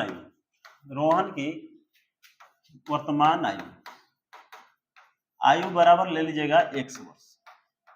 अब ये जानते हैं कि उसकी माँ जो है उससे कितना 26 साल बड़ी है भाई, तो इसलिए लिखेंगे उसकी माँ की वर्तमान आयु बराबर कितना हो जाएगा, तो 1 और 26 जोड़ दीजिए क्योंकि बड़ी है 26 साल, तो अगर ये x वर्ष है तो उसकी माँ क्या है उससे 26 साल बड़ी है, मतलब क्या है x प्लस 26 वर्ष। अब प्रश्न से बस वही लिख दीजिए, तो प्रश्न से क्या कह रहा है भाई, तो x वर्ष है उसका, तो उसकी माँ उससे कितना साल बड़ी है 26 वर्ष, तो x प्लस कितना हो जाएगा 26, ठीक है माँ की आयु। अब कह रहा है अभी से, ये वर्तमान आयु लिखे हैं हम, अभी से 3 साल बाद जो आयु होगा दोनों का उसको गुणा कर रहे हैं हम, तो कितना आ रहा है यहाँ पर देख लेते हैं, कितना आ रहा है 360 के करीब आ रहा है, हाँ 360 आ रहा है। तो अभी से 3 साल बाद, तो देखिए तो अभी x वर्ष का पगला है, तो 3 साल बाद कितना होगा x प्लस 3 माने 3 साल और बढ़ जाएगा, ये इसकी मम्मी जो है वो कितना है x प्लस 26 साल है, ये तो 3 बढ़ जाएगी, तो 3 इसमें भी जोड़ दीजिए, और दोनों का गुना करने पर कितना दे रहा है 360। अब सॉल्व कर दीजिए आपका बल्ले बल्ले, तो x प्लस 3 इधर हो जाएगा x प्लस 29 बराबर 360। अब गुना करके देखते हैं तो x से पहले दोनों में होगा x ले x स्क्वायर, फिर x में 29 है 29x, अब 3 से इसमें करेंगे तो प्लस 3x, और 3 से इसमें करेंगे तो क्या होगा 9 3 27, 3 दूनी 6 2 8 बराबर 360। अब x स्क्वायर प्लस 9 3 कितना हो गया जी 32x plus 87 minus 360, x square plus 32x, अभी इसमें 87 घटा दीजिए तो कितना होगा 60 और 27, यानी कि घटाइएगा तो यहाँ 10 में 7 जाएगा 3 और बचे 15 में 8 जाएगा 7, यानी 273। ये हमारा क्या हो गया एक समीकरण बन के तैयार हो गया। तो देख सकते हैं क्वेश्चन बनाना बहुत आसान है समीकरण, हाँ इसको सॉल्व करते रहिए आंसर बहुत जल्दी जल्दी आ जाएगा। अब रेलगाड़ी वाला क्वेश्चन है, रेलगाड़ी वाला में बहुत लोग दिक्कत करता है, रेलगाड़ी स्ट्रीम इस सब वाला में। तो कह रहा है एक रेलगाड़ी 480 किलोमीटर दूरी समान चाल से तय करती है, यानी दूरी जो आपको दिया है कि 480 किलोमीटर है उसको समान चाल से तय कर रही है, तो इसकी चाल 800 किलोमीटर कम होती, तो कह रहा है कि 3 घंटा अधिक लेती। अब यहां से ध्यान से समझिएगा इस तरह के क्वेश्चन को कि इसकी अगर गति जो है 8 किलोमीटर पर आवर कम होती तो ये 3 घंटा अधिक लेती, तो अभी कितना लेती हमको नहीं पता है कितना लेती, तो बस इतना हम करेंगे उसको निकालिए सकते हैं कि अभी कितना लेती। देखिए अब क्या होता है कि हमको क्या दिया है कि बाद में कितना ले रही है, जाने में समय स्पीड कम होने पे और पहले कितना लेती थी उसका डिफरेंस दिया है, कितना दिया है 3 घंटा का दिया है, ये नहीं दिया कि बाद में कम होता तो 3 घंटा ले रहा है, 3 घंटा क्या हो रहा है ज्यादा ले रहा है, ठीक है। यानी कि पहले जितना समय लगी समान चाल से चलते हुए उससे उससे जो है अगर 8 किलोमीटर कम हो जाए स्पीड तो उससे 3 घंटा ज्यादा लेता है, यानी कि शुरू में जो समान चाल से समय लग रहा है और बाद में चाल कम होने से जो समय लग रहा है दोनों का अंतर दिया है 3 घंटा। तो सिंपल है बात है कि हम क्या निकालेंगे, समय निकाल लेंगे कि समान चाल से कितना चल रही है तो कितना समय लग रहा है और चाल कम होने से जो समय लगा है उस समय कितना लग रहा है, और दोनों को घटा देंगे आपस में, और दोनों को घटाएंगे तो 3 घंटा के बराबर होगा क्योंकि अंतर दिया है। अब मान लेंगे सबसे पहले तो समान चाल आपको मानना पड़ेगा, माना कि रेलगाड़ी की सामान्य चाल बराबर जो है x किलोमीटर पर आवर है। रेलगाड़ी की चाल सामान्य चाल कितनी है जी, x किलोमीटर पर आवर है, ठीक है। तथा सामान्य चाल है तो जब 8 किलोमीटर कम हो जा रहा है तो यानी कि फिर लिखेंगे 8 किलोमीटर पर आवर चाल कम होने पर रेलगाड़ी की चाल कम होने पर रेलगाड़ी की चाल कितनी हो जाएगी भाई, तो x पहले था 8 किलोमीटर कम हो गया तो 8 के घटा देंगे, ठीक है, किलोमीटर पर आवर हो जाएगी। अब ध्यान दीजिएगा समय दो गो होगा, एगो समान चाल से चला है उसका समय, ठीक है, और एगो जब चाल घटने के बाद चला है उसका समय। तो यहाँ लिखेंगे चूंकि समय बराबर होता है दूरी बटा में होता है चाल, और समय दो गो होगा, एगो इस स्पीड से चलेगा तो कितना समय आएगा, एगो इस स्पीड चलेगा तो कितना समय आएगा। तो देखिए दूरी तो कभी बदलने नहीं वाला है, 480 है तो 480 रहेगा। तो पहला समय मान लेते हैं T1 में सामान्य चाल ले लेते हैं, माने कि दूरी कितना है तो 480 रहेगा, लेकिन चाल कितना है आपका, तो मान लेते हैं T1 के लिए एक चाल के इस चाल पे निकालते हैं तो चाल कितना है x, यानी कि वो समय निकल गया हमारे पास T1 480 बटा में x, ये क्या है कब, जब समान चाल से चल रही है तब। फिर दूसरा निकाल लेंगे इसलिए T2 फिर 480 हो जाएगा, और जब चाल घट गया है उस समय का समय निकाल रहे हैं तो उस समय का चाल कितना है x माइनस 8, ये दो समीकरण बन गया आपका। अब हम बोले थे कि दोनों का अलग अलग समय निकालिए, अब दोनों के समय का अंतर कितना होगा 3 घंटा दिया हुआ है, इसलिए लिखेंगे प्रश्न से। अब प्रश्न से आ गया तो देखिए अब किसको किस में घटाएं, तो सिंपल है जिसमें ज्यादा समय को किस में लगेगा, जब चाल कम हुआ है तब या समान चाल था तब। तो देखिए चाल जब कम होगा तो समय ज्यादा लगेगा, तो इसलिए ज्यादा में से कम घटाइएगा, तो T2 ज्यादा होगा क्योंकि इसमें चाल कम है तो समय ज्यादा लग रहा है। T2 माइनस T1 बराबर कै घंटा दिया है जी, कह रहा है 3 घंटा अधिक लगेगा, 3 घंटा का अंतर दिया है। अब इसी समीकरण में बदल दीजिए तो कितना हो गया, ये 480 बटा में x माइनस 8 माइनस ये है 480 बटा में x बराबर 3। अब समीकरण हम क्या निकाले तो लघुत्तम, तो इन दोनों का एलसीएम लेंगे तो x minus x into x minus 8 आएगा, इधर आएगा 3। अब देखिए जी नीचे इससे डिवाइड करेंगे तो ये वाला कट जाएगा, बचेगा x, तो x ले 480 में गुना कर दिया तो 480 x माइनस होगा, यहाँ दे देते हैं ब्रैकेट। अब यहाँ x ले x डिवाइड होगा तो इसमें गुना होगा x माइनस 8 से, तो 480 गुना हो जाएगा x माइनस 8, इधर हो गया 480 x माइनस हो गया। अब देखिए गुना कीजिएगा तो 480 x होगा, ये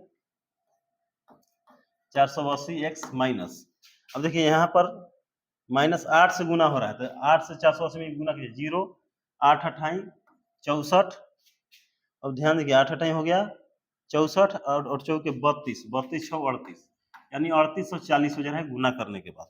और नीचे में हमारे पास क्या है, अब इन दोनों का भी गुना कर दीजिए तो x से गुना करेंगे इसमें तो कितना होगा x स्क्वायर, अब x से माइनस 8 में गुना कीजिएगा तो कितना हो जाएगा माइनस 8x बराबर आपका हो गया 3।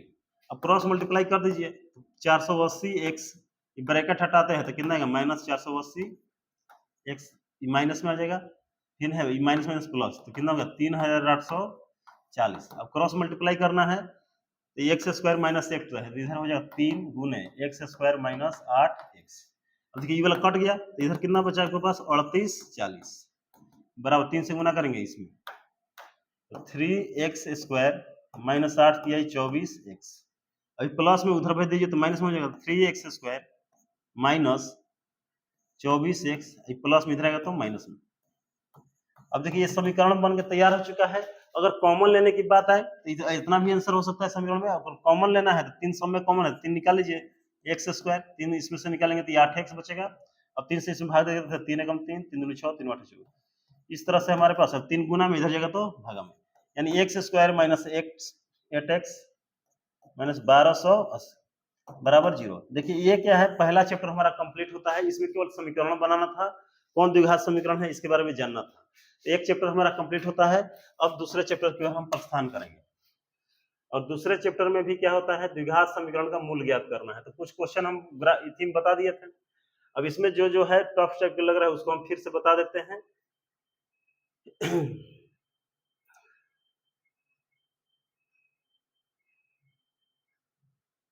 ठीक है, इसमें समीकरण भी है आते हैं।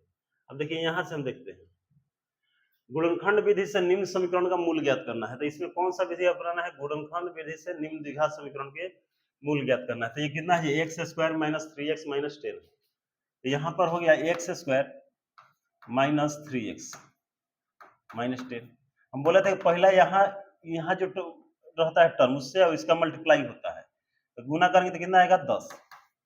ठीक है, अब इसको तोड़ेंगे तो कितना है 2 और 5 आएगा, यानी 2 और 5 इस्तेमाल करके जोड़ के या घटा के हमको कितना लाना है 3, यही लाना है। तो 3 लाना है, तो यहाँ एक्स स्क्वायर है। अब देखिए 10 को तोड़ेंगे 3 लाना है, तो जोड़ के तो 5 तो 7 होता है, घटाएंगे तो कितना आएगा 3 आएगा। तो इंपॉर्टेंट है कि 2 और 5 में घटाना है तो एक को प्लस में रखना होगा, एक को माइनस में। अब सोचिए कि 2 और 5 में किसको माइनस में रख यहाँ लाना है माइनस, तो बड़ा जो होगा उसको माइनस में रखना है। तो जब भी कोई चीज घटाना है वो प्लस में रहता है, वो माइनस में। अब किसको प्लस में रखें किसको माइनस में, तो इस बात पे निर्भर करता है कि यहाँ है क्या, यहाँ माइनस है तो बड़ा वाला को माइनस में रखना है। तो यहाँ 5 बड़ा है तो माइनस 5x, और छोटा वाला को प्लस में। अब यहाँ से क्वेश्चन कंप्लीट हुआ, दोनों में क्या कॉमन है x, तो बचा क्या x बाहर निकाल लिया तो यहाँ 5, यहाँ देख सकते हैं 2 के पहाड़ा में दोनों आता है, 2 बाहर निकल जाएगा तो यहाँ भी बचेगा x माइनस 5। तो हमारे पास ये दोनों कितना होगा, बाहर वाला एक साथ है अंदर वाला एक साथ बराबर 0, इसलिए लिखेंगे x प्लस 2 इक्वल टू 0। अब एक मान निकाल लेते तो x बराबर एक वैल्यू आ जाएगा -2। अब यहाँ है x माइनस 5 बराबर 0, तो x बराबर क्या हो गया 5। देखिए इस तरह का क्वेश्चन हम बनवा दिए थे। अब थोड़ा हम दूसरे टाइप का क्वेश्चन बनवाते हैं, मैंने ये दोनों क्वेश्चन सॉल्व कर देते हैं, बाकी क्वेश्चन आप बना लीजिएगा, चाहे ये तीनों हम कर देते हैं क्योंकि ये सब आसान है। अब ये देखिए रूट वाला क्वेश्चन है, तो कितना है, तीसरा हम बना रहे हैं, तो कह रहा है √2x² प्लस 7x प्लस 5√2 बराबर 0। अब यहाँ पर जब गुना करेंगे तो √2 इंटू 5√2, तो √2 का गुना होगा 2, तो 5 दूनी हो गया 10। अब 10 को 2 पार्ट में तोड़ दीजिए तो कितना होगा 5 और 2, यही आएगा। अब दोनों का पहले गुना किया जाता है, ए और सी का गुना किया तो √2 आया, और 5 2 में गुना करेंगे तो 10, तो 10 का गुणनखंड करेंगे तो कितना आएगा 2 और 5, 2 5 जोड़ के या घटा के कितना लाना है 7। तो हम जानते हैं 2 5 जोड़ेंगे तो 7 आएगा, और चूंकि यहाँ प्लस में है तो दोनों प्लस में रखेंगे, तो √2x² प्लस यहाँ लिख देंगे 5x प्लस 2x, इधर 5√2। अब देखिए कॉमन कैसे लिया जाता है वही हमको देखना है। तो इन दोनों में देखिए कॉमन कुछ नहीं है, केवल x है, यहाँ x 2 है, एगो है यहाँ 2 तो एगो x निकल गया, तो बचा क्या यहाँ पर √2x, इधर से बच गया हमारे पास 5 प्लस। अब यहाँ देखिए यहाँ कॉमन लेना बड़ी मुश्किल काम है। यहाँ देखिए क्योंकि 2 था, 5 का कोई लेना देना नहीं है, लेकिन यहाँ देखना यहाँ 2 है और यहाँ √2 है, इसका मतलब यहाँ 2 है, मतलब यहाँ क्या है √2 गुने 2 लिखा है, क्योंकि इसका वैल्यू भी क्या होता है 2। तो सिंपल बात है, तो यहाँ से √2 बाहर निकल सकता है क्योंकि यहाँ √2 है, तो सिंपल बात है, इसको पूरा अगर लिखेंगे हम विस्तारित करके, इसको लिख सकते हैं √2 गुने √2, 2 को 2 √2 में गुना कर दिए इंटू x प्लस यहाँ क्या है 5√2।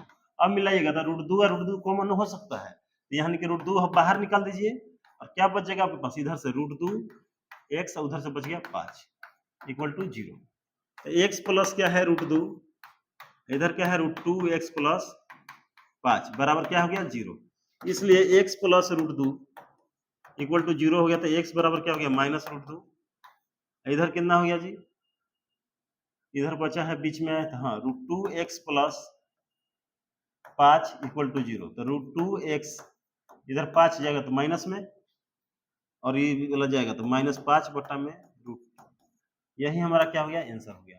इस तरह से हमारा दोनों आंसर जो है सामने निकल कर आता है। तो रूट वाला भी दिक्कत नहीं होगा आपको। अब अगले आते हैं 4 में, तो कितना है, 2x² माइनस x प्लस 1/8 बराबर है 0। अब देखिए ऐसा क्वेश्चन होता है तो यहाँ बटा में 8 आ गया, तो घबराना नहीं है। बटा में कुछ नहीं, सबका कितना है, अगर सबका एलसीएम देखा जाए तो 8 निकलेगा, क्योंकि इसका 1 इसका 1, तो जितना भी एलसीएम होता है सब में मल्टीप्लाई कर दीजिए, इधर से लेके इधर तक। ठीक है, तो यहाँ करेंगे तो 8 दूनी 16 हो जाएगा, यहाँ करेंगे तो 8 से x हो जाएगा। अब यहाँ देखिए इसमें जब गुना कीजिएगा तो 8 8 कट जाएगा, क्योंकि यहाँ 8 से गुना करें तो 8 कट गया, तो यहाँ केवल बचेगा 1 इक्वल टू 0। अब देखिए कुछ नहीं करना है, इस समीकरण को सॉल्व करना है, तो पहला इसका गुना कर दीजिए। 16 एकम 16, 16 को तोड़िए, तो 2 से 8 बार में, 2 से 4 बार में, 3 2 से 2 बार में, 3 2 से 1 बार में, यानी 4 को 2 मिला है आपको। अब चारों 2 को 2 पेयर में तोड़ना है आपको, लाना है 8। अब ध्यान दीजिए तरीका बहुत सारा हो सकता है, तो ध्यान दीजिएगा, अगर ये 2 2 का पेयर बनाएंगे तो ये 4 हो गया, ये 4 हो गया, तो साफ दिख रहा है कि दोनों जोड़ेंगे तो क्या आएगा हमारे पास, 4 4 8 हो जाएगा। ठीक है, और क्या लाना है, माइनस में, तो हम जानते हैं कि दोनों को माइनस में लाना है, तो दोनों को हम क्या रखेंगे, माइनस में रखेंगे, क्योंकि माइनस माइनस जुड़ जाता है। यहाँ 16x², यहाँ लिख दीजिए 4x, यहाँ भी -4x प्लस 1। अब यहाँ पर सिंपल है, क्या कॉमन हो गया, 4 और x है तो x कॉमन। अब देखिए 4 से 4 बार में कटेगा तो 4, एगो x निकाल लिया तो x बचा, यहाँ पर 4x निकाले तो कुछ नहीं, 1 बचा है। अब यहाँ भी कुछ नहीं कॉमन है तो -1, तो यहाँ क्या बचेगा, 4x - 1 इक्वल टू 0। 4x - 1 यहाँ भी बटा है 4x - 1 इक्वल टू 0। अब देखिए दोनों बराबर है, इसलिए एगो मान निकाल लेते तो वही दोनों का हो जाएगा। तो 4x - 1 बराबर ले लिएगा 0, 4x बराबर 1, तो x बराबर क्या हो गया, 1/4।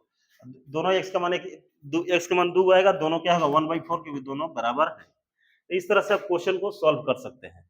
इसी प्रकार इस क्वेश्चन को भी आप सॉल्व कर सकते हैं। 100 का इससे गुना कीजिएगा तो 100 आएगा, तो 100 को तोड़ के 20 ला लीजिएगा, तो 100 को तोड़ेंगे तो 50, फिर तोड़े तो 25, फिर तोड़े तो 5 गुने 5, फिर 5 से 1, यानी 2 को 2 मिलेगा आपको, 5 2 को मिलेगा, यानी कि अब इन दोनों का इस्तेमाल करके क्या लाना है, 20 लाना है, तो सिंपल है 5 दूनी 10 और 10 ले लीजिएगा, आंसर आपका आ जाएगा। इस तरह से क्वेश्चन खत्म हुआ। अब कह रहे उदाहरण 1 में दी गई समस्याओं को हल कीजिए। दूसरा क्वेश्चन जो है यही है, ये भाषा वाला क्वेश्चन है। ठीक है, ये है उदाहरण नंबर 1। तो उदाहरण 1 में जो कह रहा है, समीकरण दिया गया था, हम लोग समीकरण बना के देखे थे, तो उसको हल करके दिखाना है। ठीक है, तो क्या था वो क्वेश्चन, देखते हैं उदाहरण 1 में। ठीक है, तो उदाहरण 1 में कंचा वाला क्वेश्चन था, तो इसका समीकरण हम बना दिए थे, पीछे वीडियो में देखिएगा तो समीकरण जो आया था, खैर उसको बना के देख लेते हैं। 45 कंचा था, तो इस तरह था कि 45 - x में गुना हुआ था, तो बराबर आया था 124, कुछ इस तरह का था। तो पीछे देख लीजिए कैसे समीकरण बनाए थे, तो यहाँ हम सोल्व कर देते, केवल x से गुना किए थे, 45x माइनस ये होगा x² बराबर 124। ठीक है, अब यहाँ माइनस में है, तो सबको एक तरफ लाए थे, तो -x² कितना था, 45 है। ठीक है, तो प्लस 45x, और यहाँ प्लस में इधर आएगा तो माइनस में आ जाएगा, बराबर 0। फिर साइन चेंज किए थे सबका, तो सबका साइन बदल दिए थे, -1 से गुना होकर, तो समीकरण कुछ इतना आया था, 45x प्लस 100, ये हमारा समीकरण था। ठीक है, अब इसी समीकरण को हम सॉल्व कर देते हैं, यही क्वेश्चन में है, तो x² - 45x प्लस 124 को सॉल्व करना है, यानी कि x² - 45x प्लस 124 को अगर सॉल्व करना है तो क्या हो जाएगा आपके पास, 124 को तोड़िए, क्योंकि ये यहाँ 1 है, 1 से मल्टीप्लाई करें तो 124 आएगा, तो 2 से तोड़िएगा तो 2 6 12, 2 दूनी 4, फिर 2 से तोड़िएगा तो 31 दूनी 62। कहीं गलती हो रहा है, 2 6 12, यहाँ 2 है, 124 45 में तोड़ना है, तो 2 3 6 2 1 2, यानी कहीं 45 में तो टूट नहीं रहा है, कहीं क्वेश्चन 45 नहीं होगा, तब यहाँ पर 45 कंचे है, और गुणनफल दिया है 5 पर। अच्छा ठीक है, क्वेश्चन यहाँ पर देखिए इस तरह से था। क्वेश्चन ये था कि दोनों के मिलाप के 45, एगो भी कंचा x था और एगो भी 45 माइनस x था, ठीक है। अब दोनों जो था क्वेश्चन 1 में उसका डायरेक्ट हम बना रहे हैं कि समीकरण बना दिए हैं। तो दोनों 55 कंचा खो दिया था, तो इसका कंचा तो x माइनस 5 हो गया था, x का 45 माइनस x माइनस 5, ये 5 को खो दिया था, बराबर में लिखे थे 124। तो समीकरण आप पीछे वीडियो करके देख सकते हैं कैसे बनाए थे। अब यहाँ पर डायरेक्ट हम बना रहे हैं 40 माइनस x बराबर 124। अब गुना करते हैं x से पहले इसमें, तो 40 x से गुना करेंगे 40x माइनस इसमें गुना होगा तो कितना हो जाएगा x स्क्वायर हो जाएगा। अब 5 से गुना कीजिएगा तो 200, माइनस है तो माइनस में हो जाएगा, यहाँ पंचों के पहले में x है ही, क्या हो गया माइनस प्लस 5x, क्योंकि माइनस में दोनों जगह। अब ये इधर क्या था 124, इसको समीकरण पे तोड़ देना है तो यहाँ 40 कितना हो जाएगा 45x, ये माइनस एक्स स्क्वायर, ये हो जाएगा 45x। अब सिंपल है माइनस 200 उधर से भी ला लीजिए इसको, तो माइनस 124, ठीक है। तो यहाँ पर अब देखिए एक्स स्क्वायर प्लस 45x, अब इधर कितना 200 इधर जुड़ेगा तो 324 बराबर 0। अब सबका साइन हम बदले थे क्योंकि आगे माइनस था, तो साइन बदले थे तो क्या आया था 45x, ये 324। देखिए इतना तक क्वेश्चन हम पहले कर चुके थे, इसलिए हम जल्दी से थोड़ा बना दिए। पीछे पहला क्वेश्चन यही था। अब इसको तोड़ना है, तोड़ के 45 लाना है, तो 324 को तोड़ते रहिए। तो 2 से तोड़ेंगे तो 2 2 एकम 2, 2 6 12, 2 2 4, फिर 2 से 2 8 16, 2 एकम 2, फिर 3 से टूटेगा तो 3 से 27 बार में, फिर 3 से 9 बार में, फिर 3 से 3 बार में, फिर 3 से 1 बार में। तो यानी कि आपके पास क्या क्या मिला है 2 2 3 3 3 3। अब इन सबका इस्तेमाल करके 45 लाना है। देखते हैं पेयर कैसे बनता है। तो देखते हैं 3 3 9 9 3 27, इसको ऐसे ले लेते हैं। फिर दे देंगे 3 दूनी 6 6 दूनी 12, तो 27 12 जोड़ के ना घटा के 45 नहीं आता है। अभी आगे चलते हैं तो क्या करते हैं 3 दिन 6 3 3 9 9 3 27, अब 27 से गुना करेंगे तो ज्यादा हो जाएगा तो अब कैसे करें, तो 2 दूनी 4 4 3 12 12 12 3 36, 36 है 3 3 9, यानी इसको इन दोनों को पेयर बनाइएगा तो 9 आएगा, इन दोनों का पेयर बनाइएगा इन चारों का तो 2 दूनी 4 4 3 12 12 3 36, और 36 और 9 हम जानते हैं कि जोड़ के 45 आ सकता है, लेकिन यहाँ माइनस में लाना है तो दोनों को माइनस में रखना पड़ेगा। तो एक्स स्क्वायर माइनस 36x लिख सकते हैं माइनस 9x प्लस 324, इसको जोड़ के देखेंगे तो उतना ही आइए जाएगा, 9 6 54 करके उतना जाएगा, यानी इतना आना चाहिए दोनों गुना करके। अब देखिए क्या कॉमन है यहाँ, तो x कॉमन है तो x माइनस यहाँ केवल 36 बचेगा।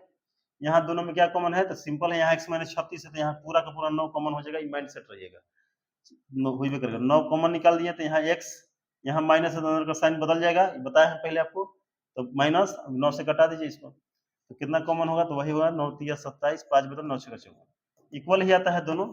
अब ध्यान से देखना, तो ये क्या बचा x माइनस 9 x माइनस 36 बराबर 0। अब सिंपल सी बात है, दोनों का x का वैल्यू निकाल लीजिए, इसलिए x माइनस 9 इक्वल टू क्या है 0, तो x बराबर क्या हो जाएगा 9। अब दूसरा x का वैल्यू क्या होगा x माइनस 36 बराबर 0, तो x बराबर क्या हो गया 36। देखिए तो x का दो मान आया है, x का मान है 6 और 36, तो हम माने थे कि जीवंत के पास जो है x कंचा है, 9 आया है, सॉरी 9, x कंचा है, तो अब देखिए दो मान आया है, तो दोनों मिल के पास मिला के ना 45 था, तो अगर जीवंत के पास, यदि इसको ऐसे लिखेंगे, यदि जीवंत के पास अगर कंचों की संख्या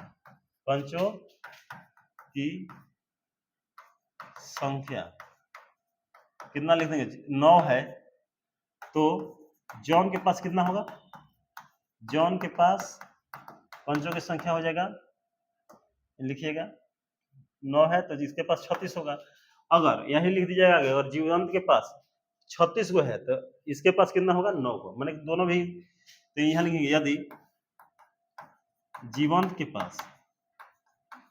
पास कंचों की संख्या जो है अगर 36 है, तो जॉन के पास कितना होगा 45, जॉन के पास 9 होगा, यानी कि दो आंसर का मतलब यही है कि अगर एगो भी 36 है तो दूसरा भी 9 गो होगा, अगर दूसरा भी 9 गो है, भले 36 गो है, तो पहला भी 9 गो होगा, यानी ये आंसर हमारा यही कहता है। अब आगे चलते हैं हम लोग क्वेश्चन नंबर 2 की ओर।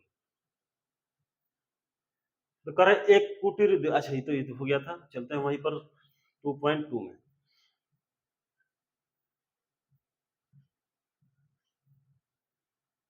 ऐसी दो संख्या ज्ञात कीजिए जिनका योग 27 और गुणनफल क्या है।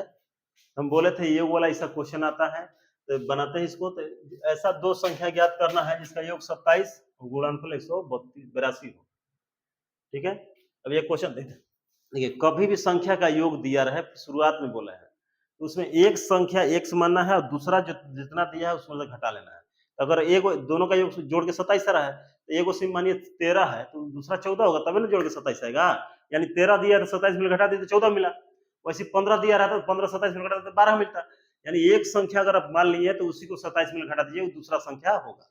इस कॉन्सेप्ट पे बनाएंगे, यहाँ लिखेंगे माना कि पहली संख्या बराबर मान लीजिएगा x, इसलिए दूसरी संख्या बराबर मान लीजिएगा 27 था, दोनों जोड़ के 27 माइनस x। ठीक है, तो इसलिए पहली संख्या माना कि x, इसलिए दूसरी संख्या मान लेंगे 27 माइनस x। अब यहां चलेंगे प्रश्न से। ठीक है, दूसरी संख्या में मान लेंगे 27 माइनस x। एगो x है, दूसरा है 27 माइनस x है, ये हमारे पास क्वेश्चन है। अब कह रहा है कि दोनों का गुणनफल, यानी कि दोनों का गुणनफल देख लीजिए कितना है, 182 था। अब दोनों दो संख्या मानिए लिए तो गुणनफल में गुना करना है, कुछ नहीं करना है, प्रश्न से मैंने पहला के इसको दोनों गुना कर रहे हैं, तब कहा जा रहा है 182। अब दोनों का गुना कर देते हैं, तो x से गुना करेंगे 27x, इसमें करेंगे माइनस एक्स स्क्वायर बराबर 182। अब इसको भी इधर ला लेते हैं, तो माइनस एक्स स्क्वायर, इसको पहले लिखते हैं प्लस 27x माइनस 182 बराबर हो गया 0। अब देखिए सबका साइन बदल लीजिए, क्योंकि आगे माइनस है तो एक्स स्क्वायर हो जाएगा। कैसे साइन बदल रहे हैं, तो -1 से सब में गुना कर रहे हैं। तो इस समीकरण में -1 से गुना किया है, इधर भी -1 से गुना किया है, तो -1 से इसमें गुना कीजिएगा तो 0 में रह जाएगा, लेकिन इसका साइन बदल जाएगा बेचारा के। एक्स स्क्वायर प्लस में है तो ये माइनस में हो जाएगा, ये माइनस में तो ये प्लस में। अब 182 को तोड़ना है, क्योंकि इधर कुछ नहीं है जो गुना में हो जाएगा। 182 है, अब 2 से कई बार में कट गया 9, फिर 13 से कटेगा 13 91, यानी 2 आपको मिलेगा, 13 मिलेगा, 7 मिलेगा। यही आपको 182 को तोड़िएगा तो यही हमको मिल रहा है। अब इसमें दो ग्रुप बनाना है, कैसे कैसे बनाएंगे, तो 13 दूनी 26, अगर 26 और 7 लेते हैं तो जोड़ के ना घटा के 27 नहीं आएगा। अगर यही हम ये दोनों लेते हैं 63 91, तो 91 में भी 2 को जोड़ के घटा के नहीं आएगा, 27 तो नहीं मिलेगा। अब देखिए ये दोनों को लेते हैं, 7 दूनी 14, यहाँ हो गया 13। अब 13 और 14 को हम जानते हैं कि जोड़ के घटा के 27 लाया जा सकता है, यानी एक्स स्क्वायर। अब देखिए जोड़ के लाना है, यहाँ माइनस है तो दोनों को माइनस में रखना है, तो -14x माइनस 13x बराबर हो गया 182 बराबर 0। अब देखिए एक्स स्क्वायर, अब यहाँ क्या कॉमन लेंगे, एक्स कॉमन ले लिए, तो क्या बचा यहाँ पर x माइनस 14 बचा। अब यहाँ से कॉमन होगा 13, क्योंकि यहाँ अगर x माइनस 14 बचा है तो आपको भी यहाँ भी क्या होगा, x माइनस 14 ही बचना चाहिए, नहीं तो क्वेश्चन आपको गलती है। तो इन दोनों में क्या कॉमन है, 13 कॉमन, तो यहाँ x अंदर में प्लस है, तो चूंकि बाहर माइनस है तो बार बार बोल रहे हैं अंदर में माइनस होगा। अब यहाँ बाहर वाला एक साथ लिखे तो x माइनस 13, यहाँ हो गया x माइनस 14 बराबर कितना हो गया 0। अब इसलिए x का वैल्यू आपका कितना हो गया जी, x का वैल्यू वो होगा 13, डायरेक्ट लिख दे रहे हैं, अब एगो होगा 14। अब इसलिए बना दे रहे हैं, देखिए अगर इस तरह तोड़ देते हैं तो बस क्या वैल्यू निकालना है x का, तो जो पहला है उसको ले लेते हैं और उसको बाद क्या है 0 ले लीजिए, तो x बराबर आपका 13 हो गया। उसी प्रकार ये वाला आप लीजिएगा तो x माइनस 14 बराबर 0, तो x बराबर कितना हो गया 14। अब देखिए हमेशा दो को आंसर आ रहा है, तो x का द्विघात समीकरण से कोई संख्या सोल्व करेंगे तो 2 का उसका आंसर आता ही है। ठीक है, तो x का दो वैल्यू है 13 और 14, इसका मतलब एगो संख्या अगर 13 है तो दूसरा 14 है, एगो पहला अगर 14 है तो दूसरा 13 है। इसका मतलब यही है कि पहली संख्या इस तरह लिख दीजिएगा, पहली संख्या 13 या 14, क्या होगा 13 या 14। दूसरी भी वही लिखिएगा, दूसरी संख्या जो है ये भी लिखिएगा 14 या 13, क्या होगा 14 या 13। कहने का मतलब ये 13 है तो ये 14 होगा, ये 14 है तो ये 13 होगा। इस तरह से क्वेश्चन एग्जाम में बना सकते हैं। अब आगे देखते हैं क्वेश्चन नंबर 3। अच्छा ये बन गया था, 2 बन गया 3। अच्छा 3 क्वेश्चन अभी और बचा है इस चैप्टर का, उसको भी कंप्लीट कर लेते हैं तुरंत। कि 3 4 कह रहा है कि दो धनात्मक क्रमागत धनात्मक पूर्णांक ज्ञात करना है, माने दो लगातार संख्या हमको ज्ञात करना है। ठीक है, तो लगातार माने करना है, कह रहा कि ज्ञात कीजिए जिनके वर्गों का योग 365 है। तो दो देखिए अभी तुरंत हम बताए थे, ऐसा क्वेश्चन है कि दो क्या करना है, संख्या ज्ञात करना है, लगातार संख्या होना चाहिए, क्रमागत में लगातार, जिसके वर्गों का योग कितना है 365 है। तो लगातार हम बोले हैं कि लगातार कभी संख्या होगा, और क्रमागत बोला है माने एक के बाद एक, तो सिंपल उसमें अगला संख्या आने में एक जोड़ा जाता है। तो अगर एक पहला एक्स माने है तो दूसरा क्या होगा, एक जोड़ दीजिए तो एक्स प्लस 1 हो जाता है। तो यहाँ वही काम करेंगे, माना कि पहली क्रमागत संख्या बराबर एक्स, इसलिए दूसरी क्रमागत संख्या जो होगा एक ज्यादा होगा, एक्स प्लस 1 होगा।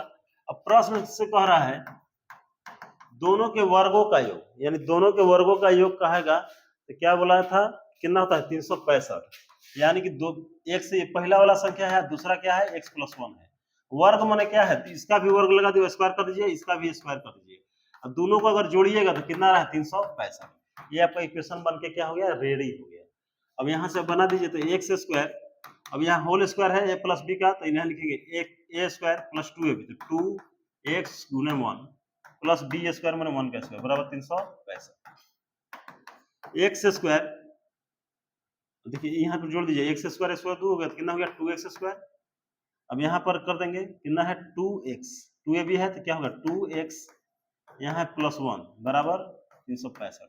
65 प्लस में इधर ला लीजिए तो माइनस में जाएगा 2x प्लस 1 माइनस कितना हो गया 365 बराबर 0। अब यहाँ पर क्या है 2x square plus 2x minus 364 बराबर हो गया 0। अब देखिए सब में दो कॉमन है तो दो बाहर निकाल दीजिए, तो x square plus x minus 2 एकम 2, 2 8 16, 2 दूनी 4, कितना हो गया 182 बराबर 0। ये जाके उधर कट जाएगा तो कितना हो गया जी x square plus x minus 182 बराबर 0।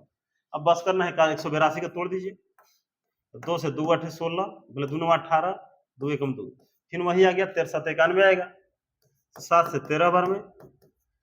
अब तोड़ के क्या लाना है x, माने x माने 1 लाना है, तो सिंपल सबको दिखाई दे रहा है। अगर 7 14 कर देंगे 13, तो 14 में 13 घटाएंगे x आ जाएगा, लेकिन घटाना है तो एगो प्लस में होगा एगो माइनस में। तो किसको प्लस में रखे किसको माइनस में रखे, तो यहाँ साइन क्या है प्लस, तो जो बड़ा है उसी को रखेंगे प्लस में।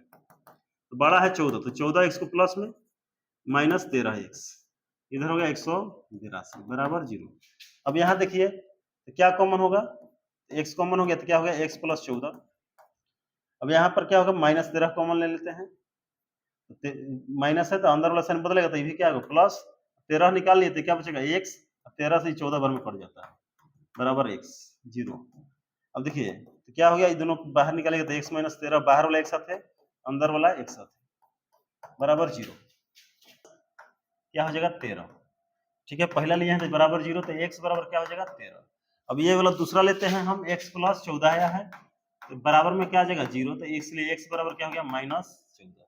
अब देखिए x का माइनस 14 है, इसका वैल्यू नहीं लेंगे, क्वेश्चन में क्या बोला है, क्वेश्चन में बोला है कि x बराबर जो संख्या जो है धनात्मक पूर्णांक है, इसलिए ये वाला मान कैंसिल कर देते हैं हम, x बराबर क्या ले लेते हैं 13, यानी कि पहली संख्या जो है जाएगा, पहली संख्या 13 होगा और दूसरी संख्या जो होगा उसके बाद वाला 14 बराबर 14। इस तरह से हमारा क्या है एक क्वेश्चन कंप्लीट हो जाता है। ठीक है, इसको ध्यान में रखना है।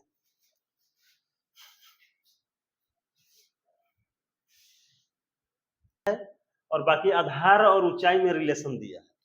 ठीक है, तो क्या कह रहा है कि ऊंचाई जो है आधार से कितना कम है, 7 सेंटीमीटर कम है। देखिए त्रिभुज में तीन चीज होता है, कर्ण आधार और लंब। क्या होता है, कर्ण आधार और लंब। कर्ण दिया है तो दो ही चीज बचा, लंब और आधार। हम बोले हैं कि बहुत सारा ऐसा क्वेश्चन आएगा जिसमें दो चीज का तुलना करेगा, उसमें उसी को एक्स मानना है जिसको कि तुलना किया जा रहा है। तो यहाँ ध्यान से पढ़िए क्या कह रहा है, ऊंचाई जो है आधार से कितना कम है, 7 है, यानी आधार से तुलना हो रहा है, यानी आधार को कितना मानना है x। ठीक है, और ऊंचाई क्या है उससे कम है, तो ऊंचाई क्या होगा 7 माइनस x। ठीक है, तो यहाँ ले लेते हैं अब देखिए देखिए क्या होगा, मान लीजिए कि माना कि समकोण त्रिभुज का आधार मान लीजिए x, इसलिए लंब जो होगा सिंपल है, इसे 7 लंब माने ऊंचाई को ही बोल रहे हैं, ऊंचाई लिख देता है, कंफ्यूज मत होइएगा। ऊंचाई बोल रहा है कि ऊंचाई जो है इससे कितना कम है, 7 कम है, x माइनस 7 हो गया। तथा कर्ण हमारे पास दिया है, कर्ण बराबर दिया हुआ है 13 सेंटीमीटर। कितना दिया है जी, 13 सेंटीमीटर, यही देते हैं, 13 दिया है। हाँ, अब कुछ नहीं करना है, द्विघात पे लाना है तो पाइथागोरस लगा दीजिए, पाइथागोरस प्रमेय से। अब हम जानते हैं पाइथागोरस प्रमेय हमारा यही कहता है, कर्ण स्क्वायर बराबर लंब स्क्वायर प्लस आधार स्क्वायर। अब कर्ण कितना है जी आपके पास 13 है, तो 13 का स्क्वायर कर दीजिए। लंब कितना है जी, तो x माइनस 7 का जो है स्क्वायर कर दीजिए। आधार कितना है, x है, तो कितना है x स्क्वायर कर दीजिए। 13 का स्क्वायर कितना है 169, x minus 7 a square minus 2 a, 2 a का वैल्यू x गुने 7 प्लस 7 b स्क्वायर माइनस 7 का स्क्वायर, इधर क्या है x स्क्वायर। अब यहाँ क्या है x स्क्वायर और x स्क्वायर कितना है 2x स्क्वायर प्लस ये कितना है माइनस 7 गुने 14x प्लस 7 का स्क्वायर 49, ठीक है। अब यहाँ देखिए क्या हो जाएगा 169 माइनस 14 माइनस 49 कर देंगे तो 2x स्क्वायर माइनस 14x, घटा देंगे तो कितना आएगा 9 में 9 0 2 120 आ रहा है, ठीक है। अब इधर इस सबको एक तरफ ले जाइए, अच्छा पहले ले जाएंगे क्या है 2x स्क्वायर माइनस 14x। अब देखिए क्या है प्लस में उधर जाएगा तो माइनस में, देखिए इस तरह आ जाएगा 2x square minus 14x minus 120 बराबर क्या हो जाएगा 0। अब ये आपका समीकरण बन चुका है। अब 2 सब में कॉमन है तो 2 से निकाल दीजिए, आसान पड़ेगा। तो 2 निकाल देंगे तो x स्क्वायर, 14 में 2 निकालेंगे तो 7 से कट जाएगा तो 7x, इसमें करेंगे तो 60 बराबर क्या होगा 0। अब 2 क्या है 0 से गुना होगा तो ये 0 हो जाएगा। तो बचा आपके पास क्या x square minus 7x minus 60, यही बचा है बराबर 0। अब 60 को तोड़ना है 7 लाना है, कैसे आएगा भाई, तो 60 को तोड़ेंगे तो कितना होगा 2 से 30 बार में, 2 से 15 बार में, 3 से 5 बार में, 5 से 1 बार में। अब इसका इस्तेमाल करके कैसे 7 ला सकते हैं, तो देखिए अगर 3 दूनी 6, 6 दूनी 12, अच्छा आ गया। तो यानी कि एक इन तीनों को साथ में लेंगे तो कितना आएगा 12, एगो है 5, 12 5 को घटाएंगे तो 7 आ जाता है। तो 12 5 को घटाना है तो एगो प्लस में रहेगा एगो माइनस में, किसको माइनस प्लस में रखेंगे तो यहाँ लाना है माइनस में, तो जो बड़ा होगा वही क्या होगा माइनस में। एक्स स्क्वायर माइनस 12x और दूसरा होगा प्लस में प्लस 5x, आ जाएगा 7x माइनस 60 बराबर 0। दोनों में क्या कॉमन है x, तो x माइनस क्या हो गया 12। अब इन दोनों में क्या कॉमन है 5, तो ये क्या हो गया जी x माइनस 12 बराबर 0। तो x प्लस 5 इधर आ गया, अब x माइनस 12 आ गया बराबर 0। तो इसलिए x प्लस 5 बराबर कितना ले लेना 0, तो x बराबर कितना हो गया माइनस 5। अब यहाँ ले लेंगे x माइनस 12 बराबर 0, तो x बराबर हो जाएगा 12। अब देखिए ये जो है ऋणात्मक संख्या है तो इस मान को हम नहीं एक्सेप्ट करेंगे, यानी कि हमारा आधार जो है, आधार माने तो x ना, तो इसलिए आधार जो आपका आएगा 12 सेंटीमीटर आएगा और ऊंचाई इससे 7 कम था, यानी 12 माइनस 7 कर दीजिए तो कितना आएगा 5 सेंटीमीटर। इस तरह से ये भी क्वेश्चन कंप्लीट हो जाता है। ये भी क्वेश्चन ज्यादा भारी नहीं, आसान था। अगला क्वेश्चन हम जो बताए थे शुरू में, हम लोग चले थे बनाए थे उस समय क्वेश्चन, कुटीर उद्योग वाला जो क्वेश्चन होता है ये आता है, वह काफी ज्यादा दिक्कत बच्चों को करता है।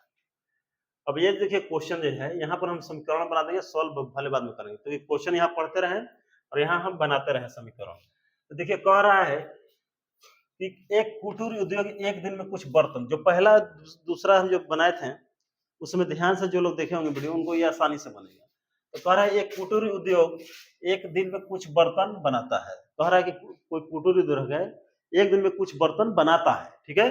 फिर कह रहा है एक विशेष दिन यह देखा गया कि प्रत्येक नग निर्माण की लागत रुपयों में उस दिन के निर्माण किए गए बर्तनों की संख्या के दोगुने से 3 अधिक था।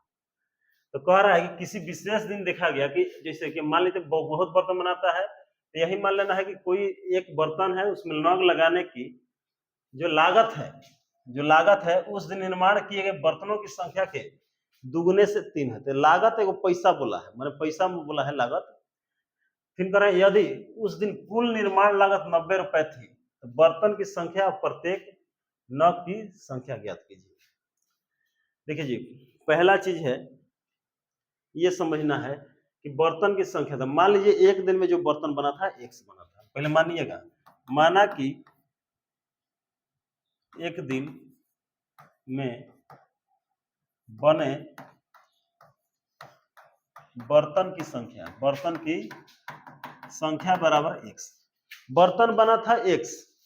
अब जब उसमें बर्तनों में प्रत्येक बर्तन में क्या आता है, नग जब लगाया जा रहा, नग निर्माण किया जा रहा था उसमें, ठीक है,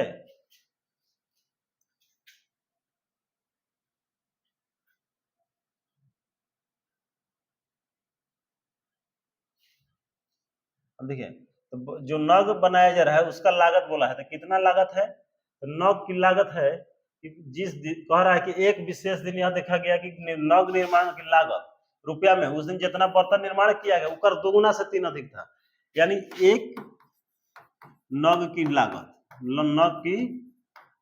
लागत देखिए लागत क्या है कि उस दिन जितना बर्तन बनाया गया है, कितना बर्तन बनाया गया है, एक्स बनाया गया है, ठीक है। तो जो नग की लागत है वो क्या है, जितना बर्तन बनाया गया है उसका 2 गुना, यानी एक्स का 2 गुना 2x से कितना अधिक है, 3, यानी 2x + 3, ये हमारा लागत हो गया। तो ध्यान दीजिए बर्तन की कुल संख्या कितना है, x, इसमें जो नग बन रहा है उसका लागत क्या है, तो जितना बर्तन बनाया गया है उसका 2 गुना से 3 अधिक है, 2x + 3, ये हो गया। अब बस यहाँ कह रहा है कि उस दिन कह रहा है कि तो उस दिन कुल लागत कितना था, 90 रुपया था, तो इसलिए प्रश्न से लिख दीजिएगा कुल लागत कितना बोल दिया, कुल लागत बराबर बोल दिया है 90 रुपया। अब तो कुल लागत कैसे निकाल सकते हैं, आपको टोटल बर्तन की संख्या पता है, उस दिन कितना चीज बना है वो पता है, और एक दिन उस एक का नकल लागत पता है, माने एक का लागत पता है और यहाँ बर्तन की संख्या पता है, यानी जो चीज का पूरा दाम निकलना है जितना है वो पता है, उसका एगो का दाम पता है, तो एगो का दाम से पूरा संख्या में क्या करते हैं, गुना कर देंगे तो कुल दाम निकल जाएगा। यानी कि यहाँ 2x + 3 कुल लागत है और टोटल बर्तन की संख्या कितना है, x, गुना कर दीजिए तो कुल लागत निकल गया, बराबर कितना है, 90 हो गया। ये गुना करेंगे तो 2x² प्लस यहाँ 3 है तो 3 से गुना हुआ 3x बराबर 90, 90 इधर आ जाएगा तो क्या हो जाएगा 2x² + 3x - 90 बराबर 0। अब 90 को तोड़ देखिए, अब 90 को तोड़ना है तो पहले तो इन दोनों का गुना हुआ तो 90 90 हो गया 180। अब 180 को तोड़ते हैं तो 2 से 90 बार में, फिर 2 से 45 बार में, फिर 3 से 15 बार में, फिर 3 से 5 बार में, 5 से 1 बार में। अब यानी कि आपको 2 को 2 मिला है, 3 को 3 2 को 3 मिला है और 1 को 5 मिला है, इन सबको इस्तेमाल करके आपको लाना है 3। अब कैसे आएगा तो देखते हैं, 5 × 3 = 15, 3 दूनी 6, 6 दूनी 12, अच्छा 12 15 आ जा रहा है, इन दोनों को लेंगे तो 12, इन दोनों को लेंगे तो 15, 12 15 जोड़ के या घटा के 3 आता है, तो जोड़ के तो नहीं आएगा, 3 घटा के आता है, कितना आता है 3 घटाने पर। अब देखिए यहाँ प्लस है तो जो बड़ा है उसी को प्लस में रखिएगा, एगो को माइनस में, तो 2x², अब सिंपल 15 बड़ा है तो लिखेंगे 15x - 12x, ठीक है। अब यहाँ पर देख लेते हैं -90 है तो 90 बराबर 0। अब यहाँ पर देखिए क्या कॉमन है भाई, x कॉमन है, x निकाल दीजिए तो यहाँ क्या बचेगा 2x + 15। अब यहाँ क्या कॉमन है आपके पास, ये भी देखिए, तो 12 है तो 6 के ऊपर कितना 3 के पहाड़ में आता है, 6 के पहाड़ में भी दोनों आता है, ठीक है। तो 6 कॉमन लेते हैं -6, तो क्या होगा 6 दूनी 12, यहाँ से कितना होता है 15 × 6 = 90, यानी 15 हो गया। ये अब बाहर माइनस है, ध्यान दीजिए माइनस है तो यहाँ क्या हो जाएगा प्लस बराबर 0, यानी इस तरह टूट गया हमारे पास, बाहर वाला एक साथ लिख दीजिए, x माइनस कितना होगा 6, अंदर वाला एक साथ 2x + 15, पारा पर लेके x का मान निकालते हैं तो x माइनस चुकी लेंगे x - 6 बराबर 0, x बराबर आ जाएगा आपके पास 6। अब ये वाला निकालते हैं 2x प्लस, जब 15 लीजिएगा तो बराबर 0, 15 प्लस में उधर जाएगा तो माइनस में, तो -15, अब ये गुना में इधर जाएगा तो भाग में, -15/2। देखिए तो x का मान नहीं लेंगे क्योंकि माइनस में ऋणात्मक मान है, हम क्या लेंगे, इसलिए x बराबर 6, यानी बर्तन की संख्या जो है, बर्तन की संख्या आपका आ जाएगा 6, और जो लागत है लागत निकालिएगा तो लागत यहाँ कितना है 2x प्लस 3, यानी 6 2 गुने x का मान आया है 6 प्लस 3, यानी 6 दूनी 12 3 15। यही हमारा क्या है लागत, एक दिन का है। अच्छा कुल लागत प्रत्येक का बोला है तो एक का लागत इतना ही हो जाएगा। एक का लागत कितना था 2x प्लस 3, यानी एक का लागत कितना है 15। अब देखिए समीकरण सही है, क्यों, टोटल बर्तन 6, एक का लागत 15, तो 15 से गुना कीजिएगा तो क्या हो जाएगा 15 छक्का 90। कुल लागत यहाँ 90 दिया था, तो इसलिए क्वेश्चन हमारा क्या है सही है। अब इसके बाद जो अगला 2.3 है तो उसमें हम नए विधि 2 पढ़ेंगे, ठीक है। एक द्विघात सूत्र होता है और एक पूर्ण वर्ग विधि बनाने से समीकरण सॉल्व करने की कोशिश करेंगे। अभी तक हम लोग बहुत क्वेश्चन देखें, इसके बाद अगले वीडियो में और भी क्वेश्चन हम लोग देखेंगे, ठीक है। इसके बाद हम लोग पूर्ण वर्ग विधि बनाने के बारे में देखेंगे।